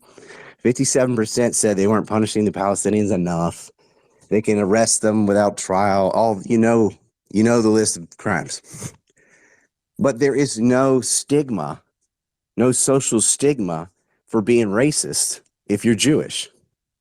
Whereas anyone else, there's not only a social stigma, it is the most potent stigma there is. I mean, being a racist is as bad as being a rapist, especially to a liberal. Like, in fact, if you rape somebody, you could probably still work in Hollywood or Wall Street. But if you're racist, it's worse than murder.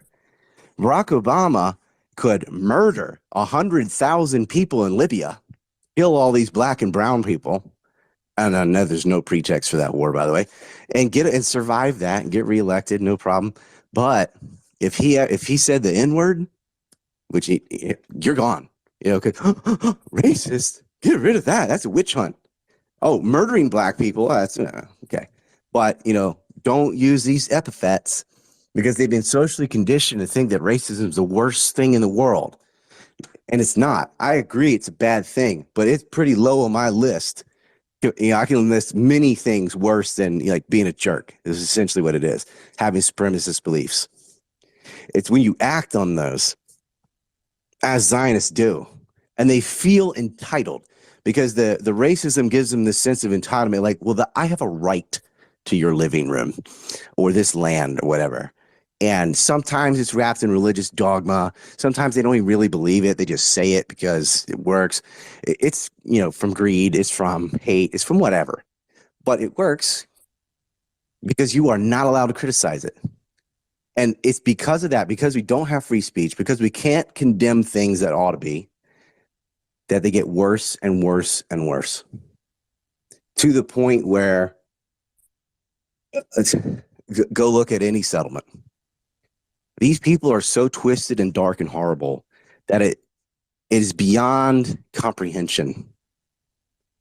How can an adult person be okay with just allowing incubators full of babies to just sit there and rot to death because you've turned off the electricity and murdered the staff? That's what they lied about about Kuwait, saying that Iraq took babies out of the incubators and threw them on the floor. Never happened. That Israel actually did it. And it's of course they're bombing churches, ancient churches, mosques, hospitals, and worst of all, homes with people in them with nowhere to go. So and they get Ryan, away with it. Ryan, just a quick question, just coming back to the Epstein list. You mentioned this earlier, but just some kind of like more specific answer. So we know that there were various motivations behind why Epstein blackmailed foreign leaders or people of power or people of influence.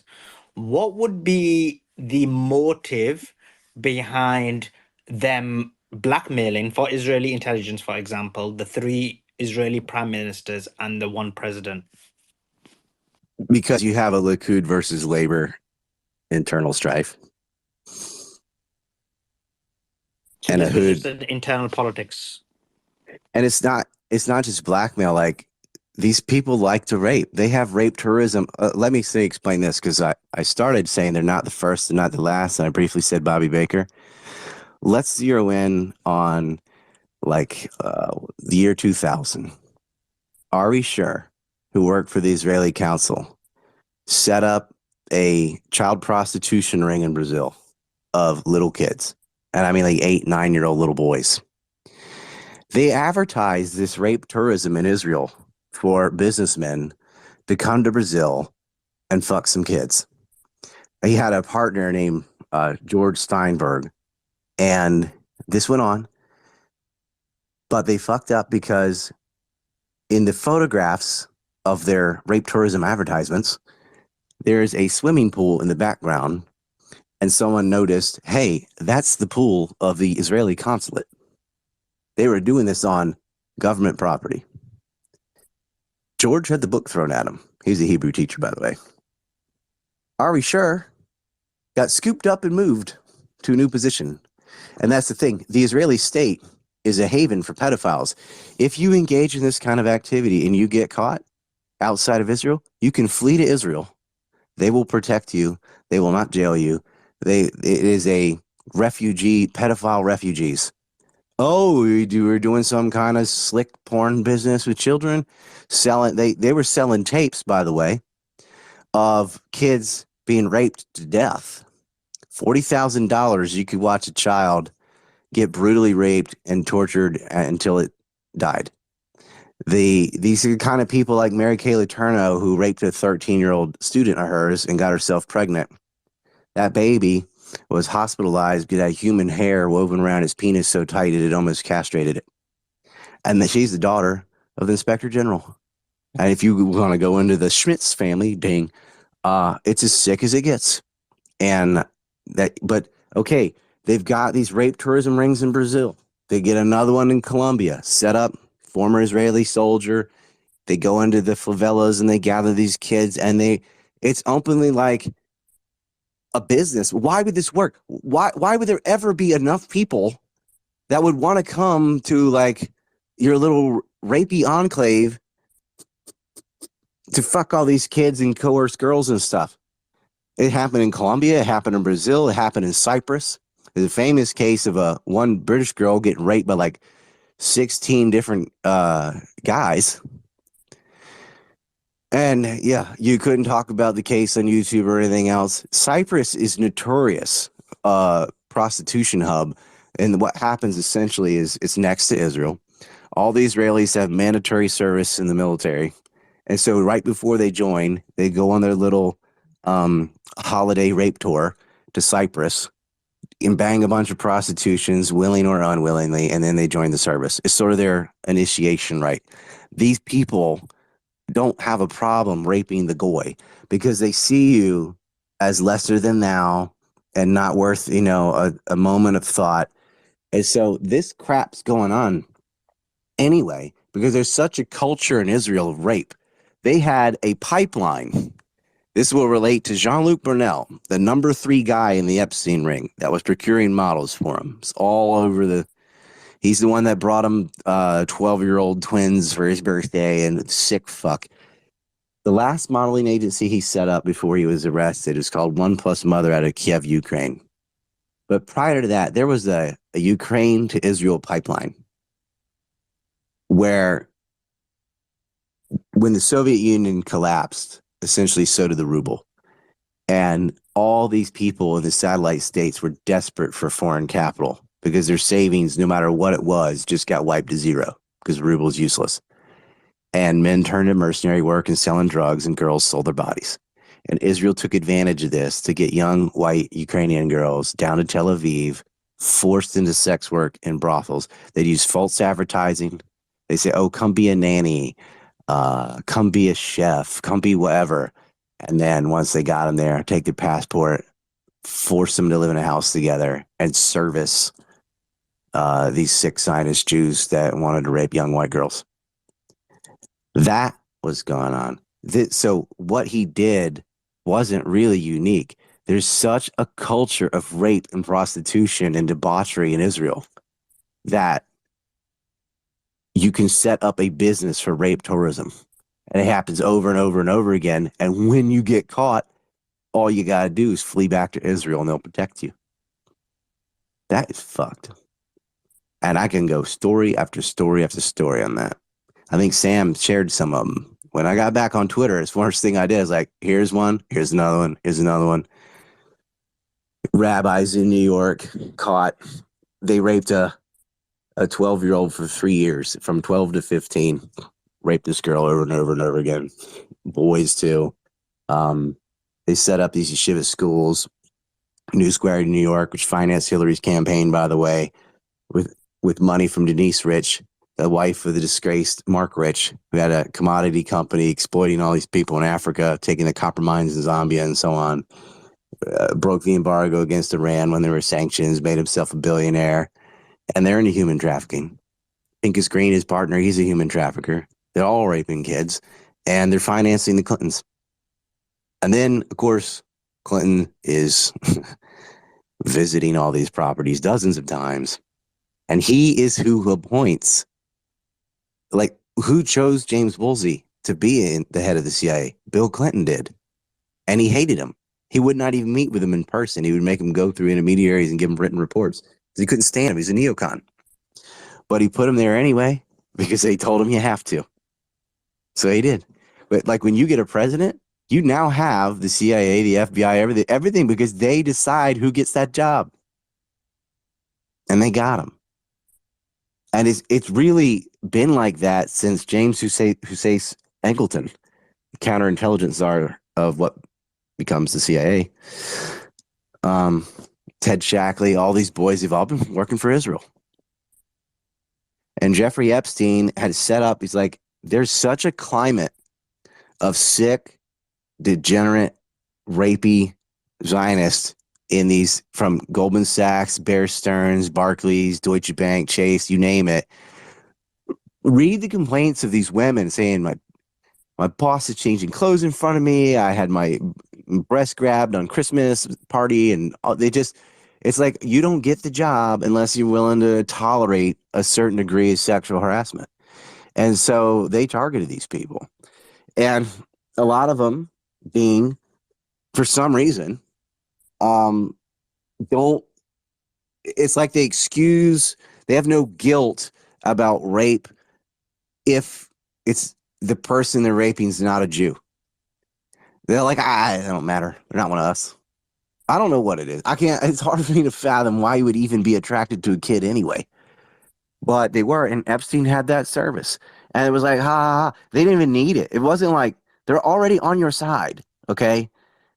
When Staley's coming to visit, when Glenn Dubin's coming to visit, Michael Steinhardt, like they blackmailed Bill Richards.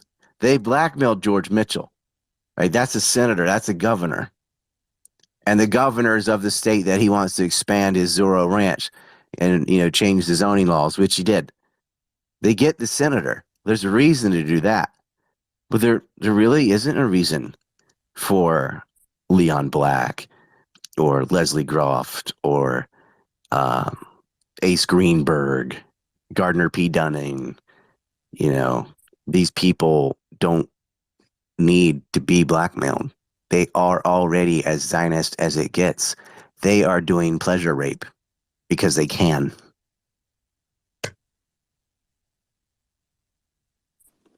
Hope that answers that. I don't know. Yeah, it does. Yeah, let me go to Jalal. Jalal, you got a question? Yeah, Ryan, I'm actually curious to hear about what you have to say about the Bill Ackman situation right now. I think this case is really interesting.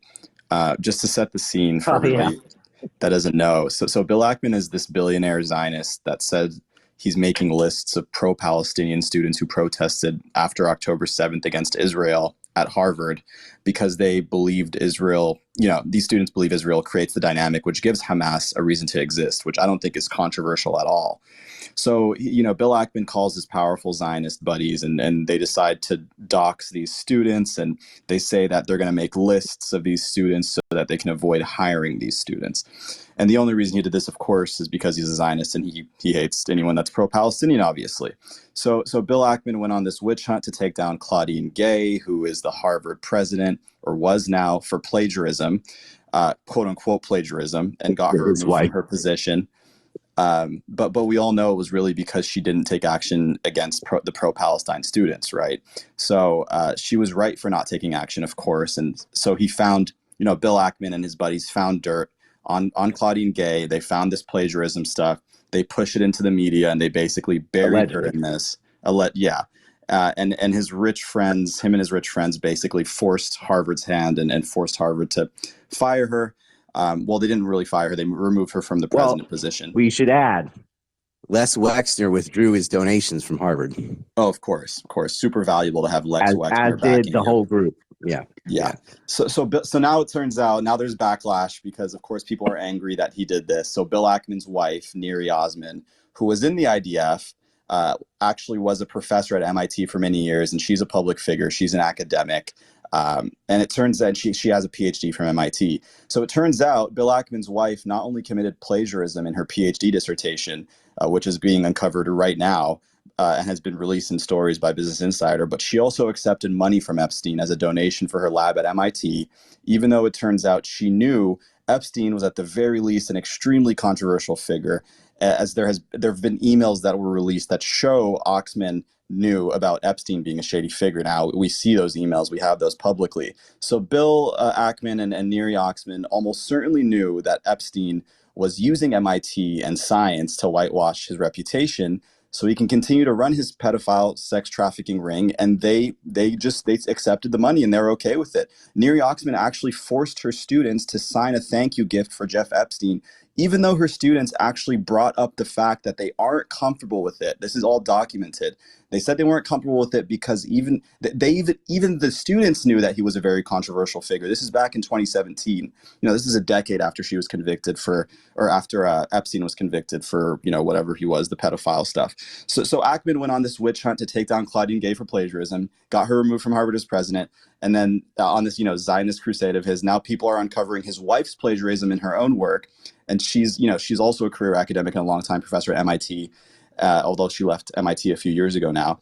And it turns out Ackman and Oxman also it turns out they're complicit and perhaps even knew about the Epstein cover-up scheme, and they willingly participated in it. So now there's this cover-up effort that Ackman's going under. He's trying to find ways to intimidate these media outlets to not release this story. We're seeing this play out in real time. So Ryan, I'd love to hear your thoughts about this. And by the way, I just want to chip in on that. She told her students to keep it a secret as well. So she was asked to keep it a secret, and she passed that on, and she asked them to keep it a secret too.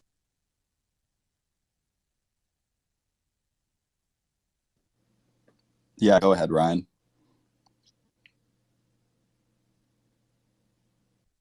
Ryan, are you able to speak? I see his purple bars moving on my thing, but I don't hear him. He's waving. Waving. I actually tweeted Bill Ackman that today. Okay, Ryan, I'm just gonna remove you and then bring you back. Great, you guys broke Ryan. actually tweeted about that onto Bill Ackman's thread today, one of his tweets today. It's got about 100,000 views, and I've got a lot of hate for it. But this is there is. I didn't have to hear it, but I assume you went over how they're tied to Epstein and how his wife got caught for plagiarism, allegedly, too. And Yep. Yeah, I covered all that. They're trying to threaten for you.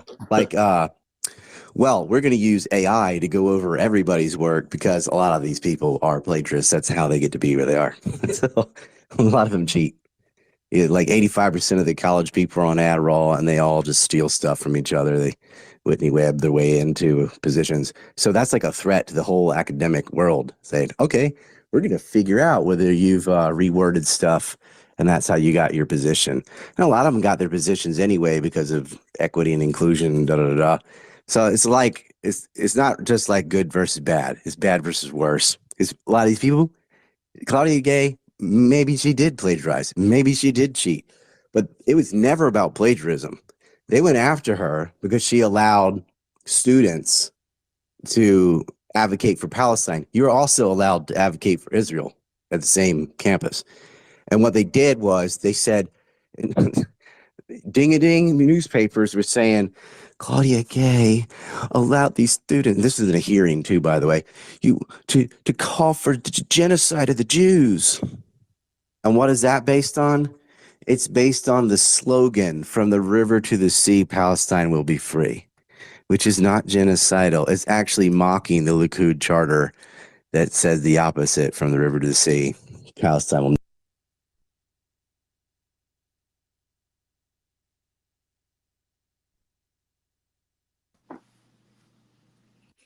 Is he gone? Yeah, I think Ryan Yeah, cut out cut for out. me. Yeah, cut out again. 1 second, I'll drop him down and bring him back up again.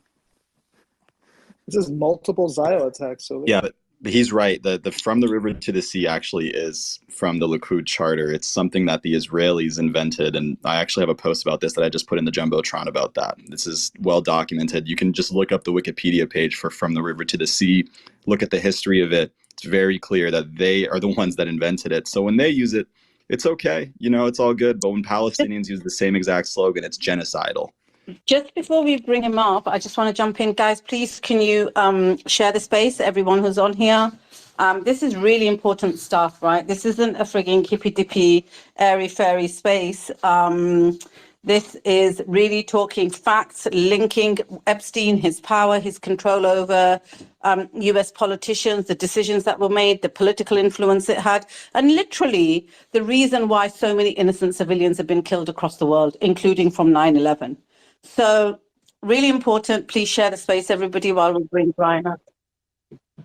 Can I just say to Ryan's comment about, if I could just say to Ryan's comment before he dropped down, that Ron DeSantis has created that same policy that we're seeing at Harvard for the entire state of Florida, right? Targeting the speech of college students just because they're from another country. For the same reason, right? The Zionist sort of stuff. Yeah, Ron DeSantis is pictured when he was young. He was a teacher going to parties with the college kids. He's pretty easy to compromise. It's not hard to figure out, like, someone like DeSantis or Joe Biden is compromised because they can't even control themselves when they're in public. Biden's up there sniffing kids and grabbing side boob and stuff. His son's degenerate. His own daughter's diaries talking about taking showers with daddy. These people are compromised, and the GDL gave DeSantis one of their pretexts. Oh well, yeah, they are. I mean, I bet Hunter probably is an abuse victim. I bet that would explain some of his behavior. It completely explains it. I've had some education about this and some personal experience about it. The education came from professionals with the Lutheran Church after a pastor molested a couple boys that were friends of mine in the church. So yes, they demonstrate the classic symptoms of abuse victims, right? One of those classic reactions is to become the same sort of monster that they were abused by as a child. Thanks, Doc. Should we go to Jalal's question now, Ryan? I don't know if you caught it. I didn't get a question. What was it? Jalal, do you want to just sum up your...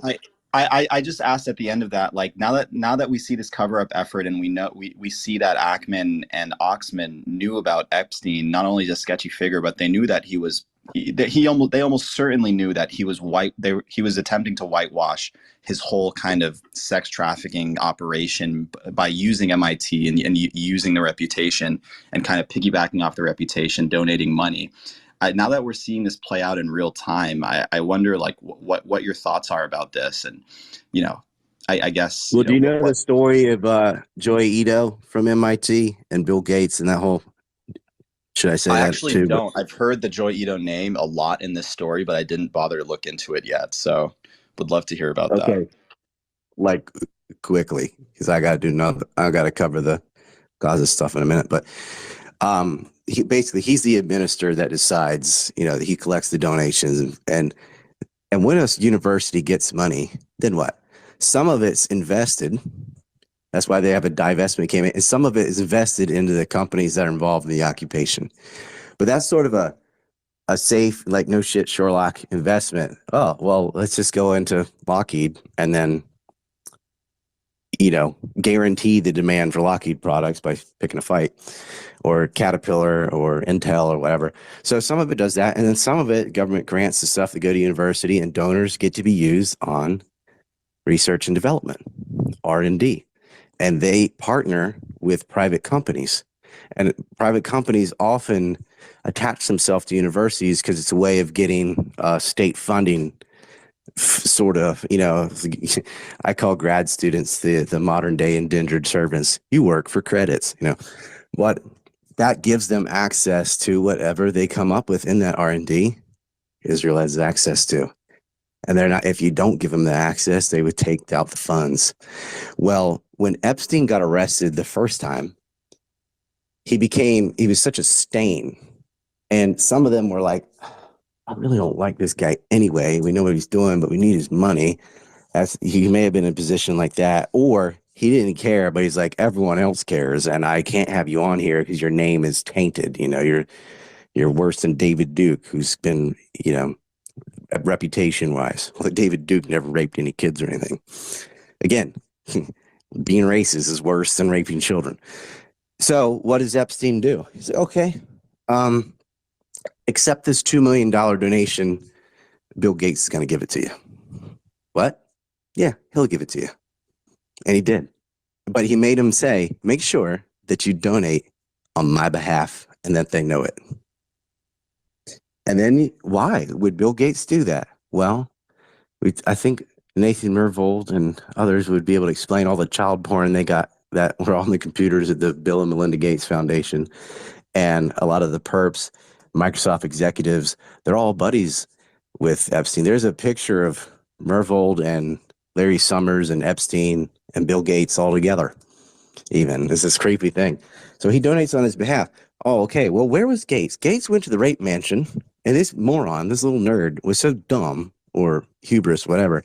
He writes an email, which has been uncovered, talking about how he had dinner with Jeffrey Epstein in New York, and a very attractive woman came over with her daughter. Well, that was Eva Dubin, Eva Anderson, before she got married, who was Epstein's girlfriend until she got too old, meaning like grew pubic hair. The Dubin family, Glenn Dubin raped Virginia Giuffre. So did Ava. Their daughter, who was at the house with Bill Gates at that time, all you got to do is compare the dates, was 16, staying late into the night with very attractive young women. Now, there's one of them's married. So the only single, quote unquote, woman there is a 16-year-old kid who Epstein was her godfather, by the way. Suddenly, Bill Gates is giving millions of dollars on behalf of Epstein to MIT and anywhere else he wants to go. That's Joy Ito. And there was a din of this, especially in places like Ohio State, because the Wexners run everything in Ohio.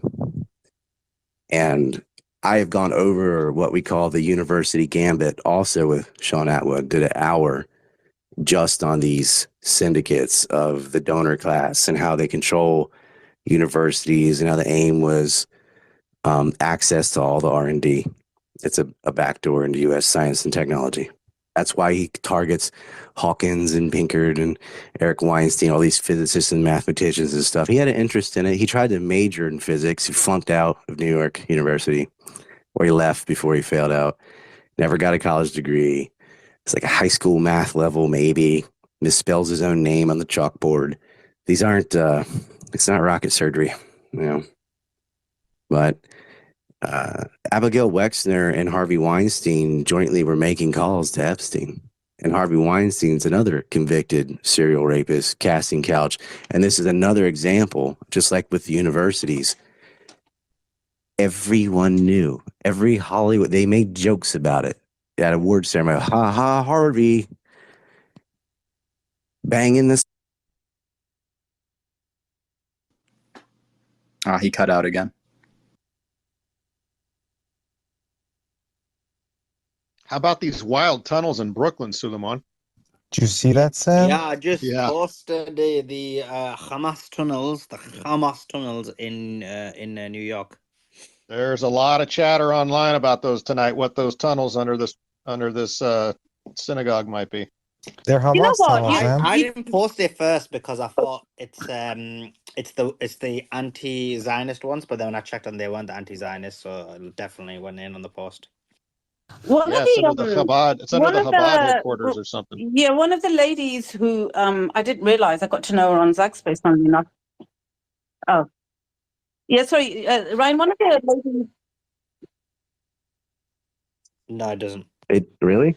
Yeah, I was just It going to always say, happens. one of the ladies who follows me, she has, I don't know if anyone can hear me, but I'm really struggling to just speak here. Posted under that, no totalitarian government, you should know something about it. We couldn't attend our places of worship because our government told us that major retail stores were safe, but churches, mosques, and temples were not. Like, irony is lost on these Zionists. Literally. Their places of worship were not safe. Kind of like Gaza. And this is New York she's talking about, by the way. Yeah. And that was 3 years ago. Like, come on now. Ryan, I'll let you finish it. Then I've got two really interesting questions from some of the listeners for you. Well, the way it keeps dropping me and bringing me back again, I guess I don't know, maybe we can try this on Rumble, Sulaiman, in the future and not have. Yeah. Well, I'm gonna start my Rumble / YouTube show soon, so yeah, maybe we can smack it out in there. Oh, I wouldn't do it on YouTube, but you can do it on Rumble. Let's test it out. You can kamikaze that if you want. Because that's what'll His happen. babysitter can't even have a YouTube Sulaiman. I don't think they're gonna let you get away with it. You'll lose your PayPal and everything else just for being associated with me. Don't get on the radar. Just do Rumble.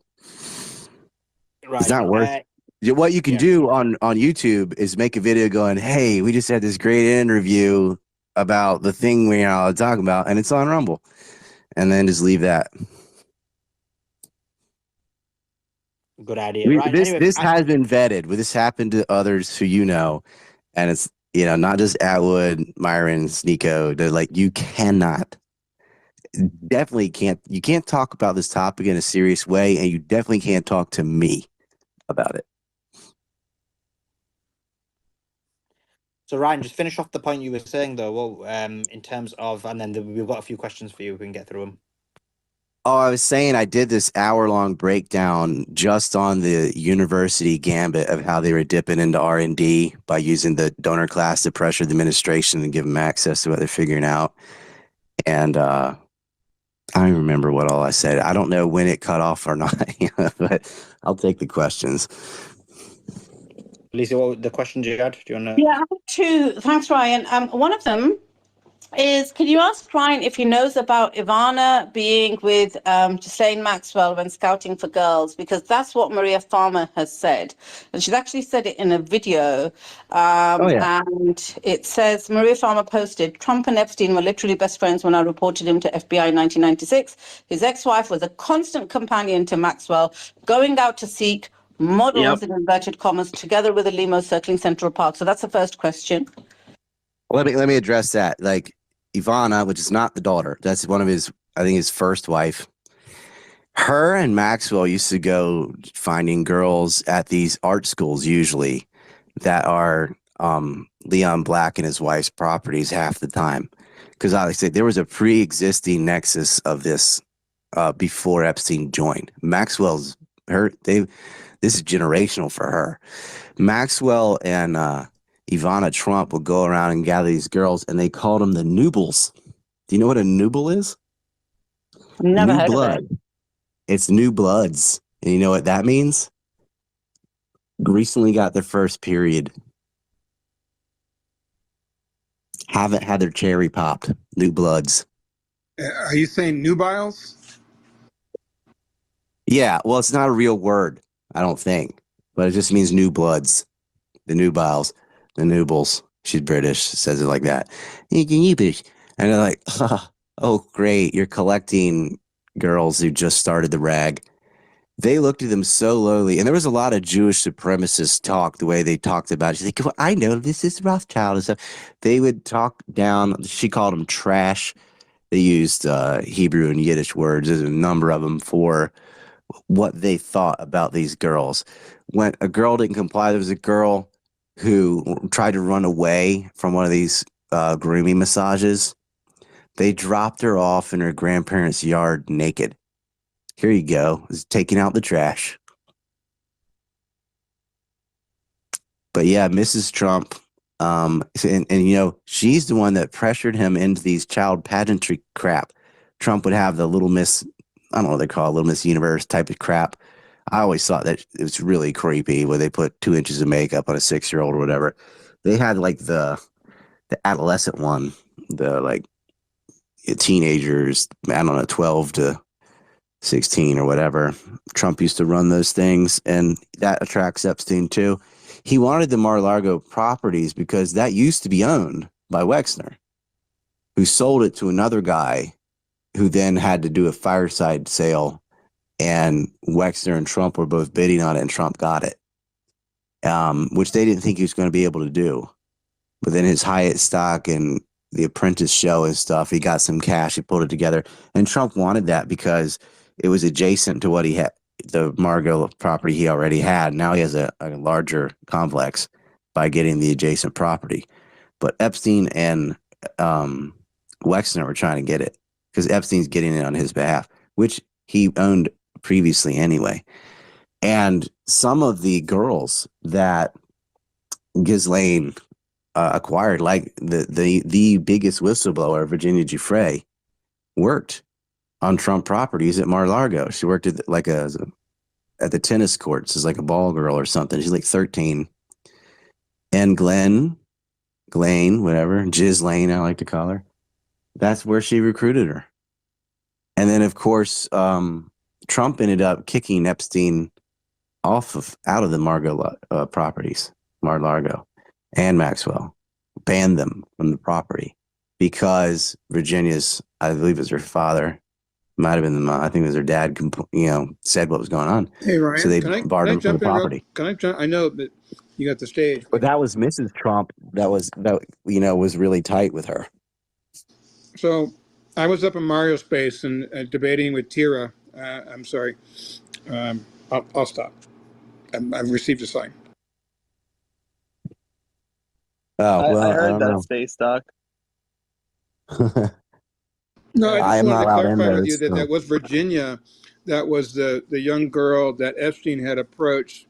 This is recanted in a book, Filthy Rich, written by James Patterson. And I did not know that was Virginia. That was the young woman who had started that whole complaint process. It wasn't that Epstein. It was Maxwell that approached her at Mar-a-Lago. But basically, same difference. But Maxwell's really good friends with Ivanka or Ava, whatever. I always mess up the daughter and the first wife's name, but whatever. They allowed her on those properties. And she's hanging around the tennis courts and stuff, looking for employees' kids.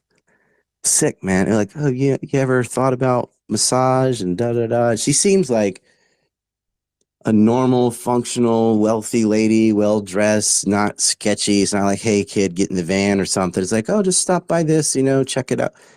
And the grooming process. You've heard it over and over. But Epstein usually sent the women out to recruit because it's a lot easier to pull off and then a guy trying to convince a kid to do it, you know. But Trump did kick them off the property and did divorce his wife. So Thanks, Ryan. So the next question is, there has been footage of a lot of people from Israel landing by sea in Cyprus. You remember a few years ago, there was a claim made, I think she was a British girl in Cyprus, that 5 Israelis had raped her. Yeah, and then the charges were dropped. So do you think, and people in Cyprus have been like sharing this footage of all these Israelis landing there saying, oh my God, they're going to occupy this land, this is going to be the next Palestine, blah, blah, blah. Do you think there's any truth in that? well, as I mentioned earlier, that's where a lot of them go on holiday for their prostitution escapade. And they can rape and they can get away with it because what they do is they go and do this right before they join military service, which is compulsory. And so it's just like bat, and then boom, they're in the Army, Navy, Air Force, whatever, and disappear. And there's never consequences. Like the British girl that got gang raped, they came down on her instead of them. And when those boys got back to Israel, it was like a hero's welcome. Ah, you gang raped a goy, you got away with it. Good for you. And a lot of them go on holiday to Cyprus anyway, just because it's next door, basically, and cheap, and that's where they go. But I don't think there's any threat of them like taking over West Bank style, because Greece and Turkey are not going to allow that. Thanks, Ryan. Sulaiman, should we go to the house? Should we go to Brother Omar? Yeah, go to Brother Omar. Brother Omar, go ahead. Thanks, Ryan. Ryan, I always find this case peculiar in the sense a lot of people seem to know about Epstein and what he was doing, but it took them years to even say something about him. Why do you think that is? I mean, of course, the politicians are co-opted and a lot of establishment folks have been co-opted. But what about journalists? What about news and media personalities? Why wouldn't they speak up?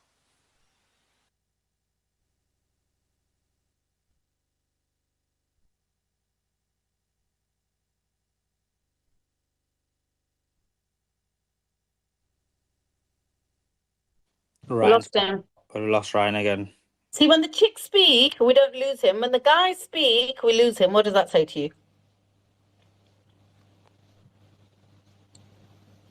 Literally. We're too scared to answer that, Kay. It's a Zio attack. It's the Mossad, but I'm the friends of Mossad, so they won't bother me. They won't knock me down. Why not the first time some girl gets home, because they didn't make them live with them in the beginning. They'd lure them in with money and tell her parents and go to the police or the media or even the FBI. Well, turns out they did. But Epstein set up an LLC. He had a science foundation, another one called Gratitude America, where they were donating $100,000 to the Palm Beach Police Department. And so there were enough pigs basically on his payroll that when they did send people to search the property, they'd warn him ahead of time. And we know his bodyguards and staff have attested to this, that they'd call me we're coming tomorrow, and so clean everything up. As far as the media, okay, I know a lot about Epstein right now. Why don't I go to the media? I have. And what do you think happens? If they won't report on an ongoing occupation in Palestine for 75 years where they murder people, think they give a damn about some 12-year-olds in Florida or New York, whatever, Paris or New Mexico? They did go to media, and some of the media was like, okay, let's run this story. And then their editors told them they couldn't. And let's get specific. Vanity Fair, Vicky Ward. She wants to do the story, but Graydon Carter her boss tells her she can't. Graydon Carter, by the way, isn't Jewish, but pretended to be. He pretended to be because he thought that would be beneficial to his career. And he was correct because he is the top editor at Vanity Fair. That's what happened. But this is a guy who would say stuff like, oh, my family would kill me if they knew I was eating pork, because I'm Jewish. He wasn't. But he was one of these like Elizabeth Warren pretendians, except a fake Jew or whatever. But, and he just felt this affinity to this clique. And he's like, you can't have this story because it makes my group look bad. What? It makes you look worse to cover it up based on group identity. What they did, and that happened. And so after a while, these girls, do you tell on the police? Me too. Do you tell your parents? Yeah. Do they do this? Yeah. Nothing's happening. And they look around his rape mansion, and he's got pictures with Tony Blair, with Bill Clinton, with Bill Gates, like the richest and most powerful people on earth. And they this like learned helplessness. Like, what am I going to do? And if we go to court, they've got billions of dollars and all these fancy New York lawyers and stuff. And I'm just a kid with no money. How do I do this? Virginia was slick. She got a Polaroid camera when they went to London. And she acted like, oh, I'm all into this because, like, you're going to meet a prince. Ooh, what a fantasy. And she's like, oh, can I just take a picture with the prince for my mom? And that is that infamous photo of her and Andrew and Maxwell in Maxwell's house. Otherwise, and she was like, played dumb and did that and held on to that for years. So eventually she could sue that fucker out of 16 million pounds. And she did, and she won. But I imagine a lot of these girls tried to go to authorities in the press, and it just didn't matter. Because we have adults and established journalists that can't even get this story today. You can't get in, and like they'll talk about Epstein, Trump, Clinton, Andrew. They're not going to talk about his Israel connection, or how many times he's meeting with prime ministers and presidents and things of Israel, or how all his money is coming from Israel, or what the Wexner Foundation is and what its origin is, or what this whole mega group structure is. That would bring down everything. Everything would come apart if you start yanking on this thread. So they're not going to do it. They're like, this girl's a liar. Alan Dershowitz, to this day, calls Virginia Giuffre a prostitute and a liar, even though he's admitted that he got massages on Epstein properties. Like, oh, your massage on Epstein properties with an adult with your underwear on. Everyone else was little kids, and yeah, he's a serial liar. Their accusations are confessions. So when like, why don't you go to the news? Like, okay, why don't you go to the news and tell them, go to CNN or Fox, whatever, and say, Israel demolishes home in the West Bank and replaces them, specifically for one ethnic group. That's racist. That's racial apartheid. This is a big story. They would laugh in your face because they know that's happening and they don't care.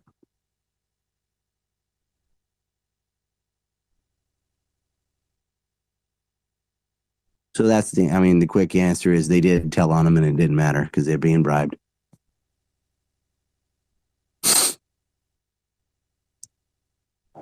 I'll take one more. Thanks. And then Yeah, we can thanks, do it Ryan. again. Thanks, Brother Omar. Let me go to Brother Hussein, and then we go to that girl. Go ahead, Brother I'll do Hussein. 2 more then. Thanks. So thanks, Ryan, for being here. Thanks, Kay. And Doc, just kind of allude to the space you were on earlier. So, Ryan, look, the Epstein documents and all that, they were talking about it on the space earlier. And so, look, Bill Clinton was really, really highly spoken about that. And so my question is this: they seem to be attacking Trump on this, who was just kind of like just mentioned in it, really. But they seem to be attacking Trump on it more than they are even like mentioning the Clintons or or the other people like Alan Dershowitz on it. But why do you think that is? Is it like kind of to interfere in the elections, upcoming elections, or what's their game plan behind that? Because their accusations are confessions. It was on Trump's watch that Epstein and Maxwell and Burnell and Nygaard got arrested. It was Trump that kicked them off the property. It was Trump that cooperated with authorities. They hate him. Trust me, if Trump or any of his children had done even 10% of what Biden's kids have done, Hunter especially, if there was any evidence of Trump banging girls with Jeffrey Epstein, it would be on every channel all day, all night. They are desperate to associate him to that. And even though Trump's a Zionist, he only gives him 9 out of 10.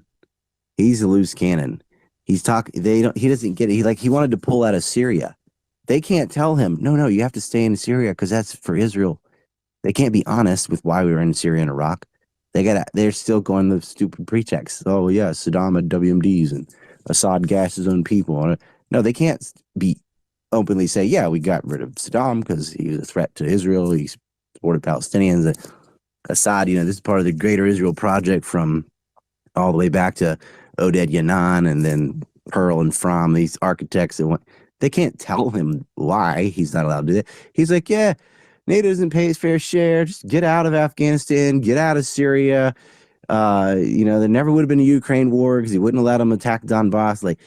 So they can't stand this guy. The entire apparatus of Zionist media was after Trump from day one before he was even sworn in. Hillary was supposed to win. Hillary was going to start the war in Ukraine back in 2017. And you have these hardcore Zio, gaffies like Lindsey Graham going to Ukraine and saying things like 2017 will be the year of offense. We get you boys. But Trump got elected and they had to put the whole project on pause because he just looked at him and was like, why? Why you want a war with Russia? Makes no sense. His whole thing was he's an amoral businessman that does what he thinks is going to make money. That's his team. So when it comes to Israel and Palestine, he does side with Israel because that is the wealthier party. When it came to Saudi Arabia and Yemen, he did side with Saudi Arabia because that's the wealthier party. But when it came to ISIS versus Syria, he sided with Syria. When it came to Ukraine versus Russia, he sides with Russia. It's like, hey, we don't trade much with them. We do with them. He's just he's a businessman and he just makes these amoral decisions on what he thinks is the best deal. And they're like, no, you can't do that. You have to bend the knee to all our demands like everyone else has, like Biden does. And he wouldn't.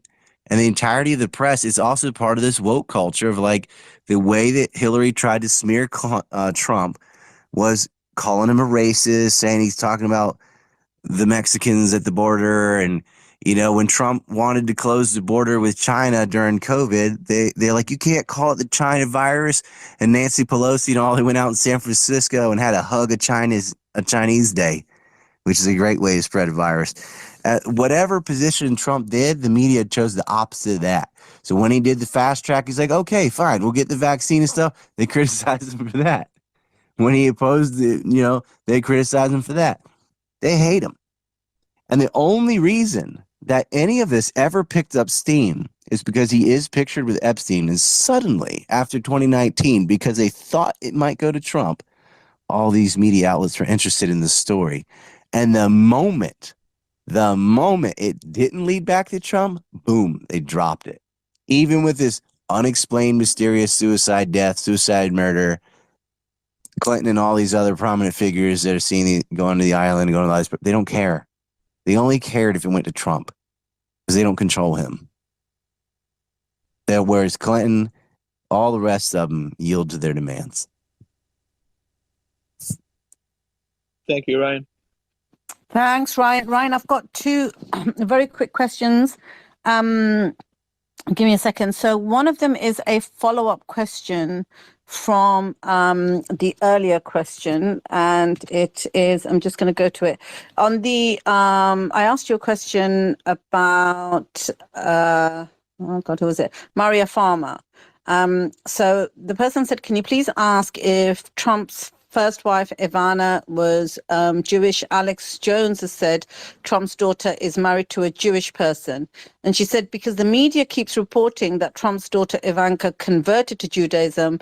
But there are people saying Ivanka was born a Jew because her mom, Trump's first wife, was Jewish. Do you know? That's one question. I'll give you the other one very quickly as well. Nah, her mother wasn't Jewish. She's just friends with Maxwell. She did convert and she did marry Jared Kushner. And that's their business. Like, I don't care what someone's religion is or isn't. And that's who she fell in love with. And she married a Kushner, probably because, you know, they're billionaires too. But, you know, Trump's a real estate tycoon in New York and he marries into a family of another real estate tycoon in New York. Charles Kushner went to federal prison. And this is interesting. The Democrats did not attack them on that because they can't, because they're all guilty of the same things. Absolutely, Ryan. I'm just going to go one very quick one from one of the people who's been sat in listeners waiting to hear you speak. Really excited. And I'll go to that girl very quickly. So Alex Prez says, so sorry, I'll never do, like, literally frightening the question. Alex, if you're one of our listeners and you're a fan of Ryan's, more than welcome to take your question. Can you ask Ryan if John Bennett Ramsey, she was a young pageant girl killed in Chicago in the night. Yeah, I don't know who this is. Has anything to do with these people? What do you mean, these people? Ding, yeah. As like, far as like, no, that this is a, yeah. Well, this wasn't. It was that is a separate, sick and disgusting event when they killed her, but it was not related to this one. Okay, so not related. And you can tell because the John Benet Ramsey story was like the O.J. Simpson story. I mean, it was on TV every day. And anytime that happens, it means, oh, for once it wasn't us. Yeah, exactly. Thank you so much. So I hope that answers the question that it wasn't linked to Epstein and the pedophile ring. Thank you, Alex, for your question. It wasn't linked to that pedophile ring. I didn't say it wasn't linked. I said it wasn't linked to Epstein. Yeah. Oh, okay. Was it? It wasn't linked to Epstein's ring. Okay, but it could have been linked to another pedophile ring. Well, that's a big story. Okay. Thanks, Ryan. Thanks. Well, at least that gives them clarity. But that girl, Casey, go ahead. You just opened up. Thank you for letting me talk, guys. And I'll make this fast. Even though you just opened up about 500 questions for me, because this John Bonet thing, I remember it from when I was a little girl. So, and at 3:00 in the morning, I somehow think about it. But anyway, I'll be quick. What is going on with Ukraine? I've read stories that they're saying that they're building a new, like, Jerusalem, if you will, in Ukraine, and that it all just seems pretty, convenient that they're having that war over there, and a lot of Ukrainians are either being slaughtered or, taken out of their homes or displaced. But there was this movement of these people going over there for Rosh Hashanah, 30,000 of them, and they weren't afraid to go to Kyiv when it's supposed to be like a war-torn place. So I've seen some stuff about that, and I'm wondering, like, is that like a new place they're going to go to or something? And then, and that probably has nothing to do with Epstein. I'm sorry, but I do think that you're like the guru on everything Israel. So that's why I'm asking that. No, it does. A lot of the Ukrainian oligarchs are wrapped up in this mess. They procured girls. They were on the other end for people like Brunel to gather girls. These Ihor Kolomoisky and all these nuts, even Saakashvili, they took girls from Georgia too, and he ends up governing a province in Ukraine. I think it was in Odessa even. And they're very much involved in that. Zelensky, who was, a Jewish puppeteer that is placed in to become president of Ukraine, is a cocaine-rattled prostitute himself. And it's as dirty as it gets. I mean, that is the most corrupt country in Europe, maybe the world, was Ukraine. But as far as New Jerusalem, whatever plans they had for Ukraine, you don't really have to put a lot of energy into because it didn't work. They're losing that war and losing badly. They've already lost a third of the territory, 500,000 men. It's horrible what's happened. They just keep throwing them in the meat grinder. Their ambitions are done. And I'll tell you what, they're going to lose in Palestine too. These morons are fighting with the Houthi, Hezbollah, and Hamas and really the whole Palestinian population and the West Bank at the same time. But Big Daddy America is not going to be able to save them this time. That's what they don't understand. That NATO's done. I'm sorry. Do you think that so that's now this is let me just ask the rest of the question. So number one, do you think that Big Daddy America will still try to save them? And then number two, I was doing some research and I found this thing. All right. That'll be up on Twitter. It's all up on Twitter. X, whatever. Dogshit Poster 69 for 10 says, I apologize if you addressed this already, but since you got over 30 grand for the new Empire Unmasked, do you know when the remake will be out? Well, that money's not mine. That is money I raise to pay other people to turn my work into a movie. It'll be out this year. As for when, I don't know. Like, I can't even start recording the audio until after the 19th. That's when my tower allegedly is released from customs and will be delivered to my door. And that's my plan, is to start recording the 19th of this month. As for the visuals and stuff, I don't know. It's a 5-hour movie. Probably going to shave that down to 4 or 3 if we can. But it might end up being 6. We don't know. I'm rewriting the script, so it'll be done this year. I want that done, and just that's it for 9/11. Just that's the film. Put it out on Rumble, voila. And so the money's in the bank, and I've already started paying people. Let's see, Red Pilled. I'm doing it in increments, though. I'm not giving them a big wad because they walk away. They're getting it and produced, and then they get some more. Red Pilled. Welcome back, Rye. Good to have you back. It is good to be able to stream again. Had to buy a laptop to do so, and Red Pill's now a monthly supporter. Yeah, you can become a monthly supporter on Rumble, by the way, and it highlights your post. P1 Dizzy popping in the link to get the shirt. I was wearing the Epstein shirt at the beginning of the show. It was too cold. I had to put on a sweater, but it's basically the map of the front, client list on the back. I think we have that on this restream thing. I don't have a mouse, so give me a second. Yeah, here's the front of it.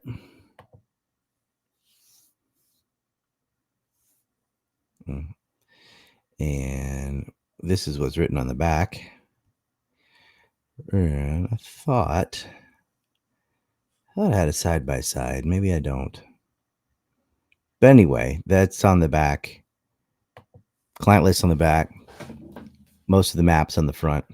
You can get the whole map in the store. Just made it $10 off.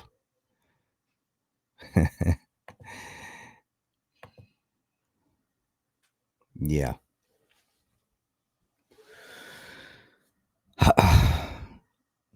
Lyra was a father.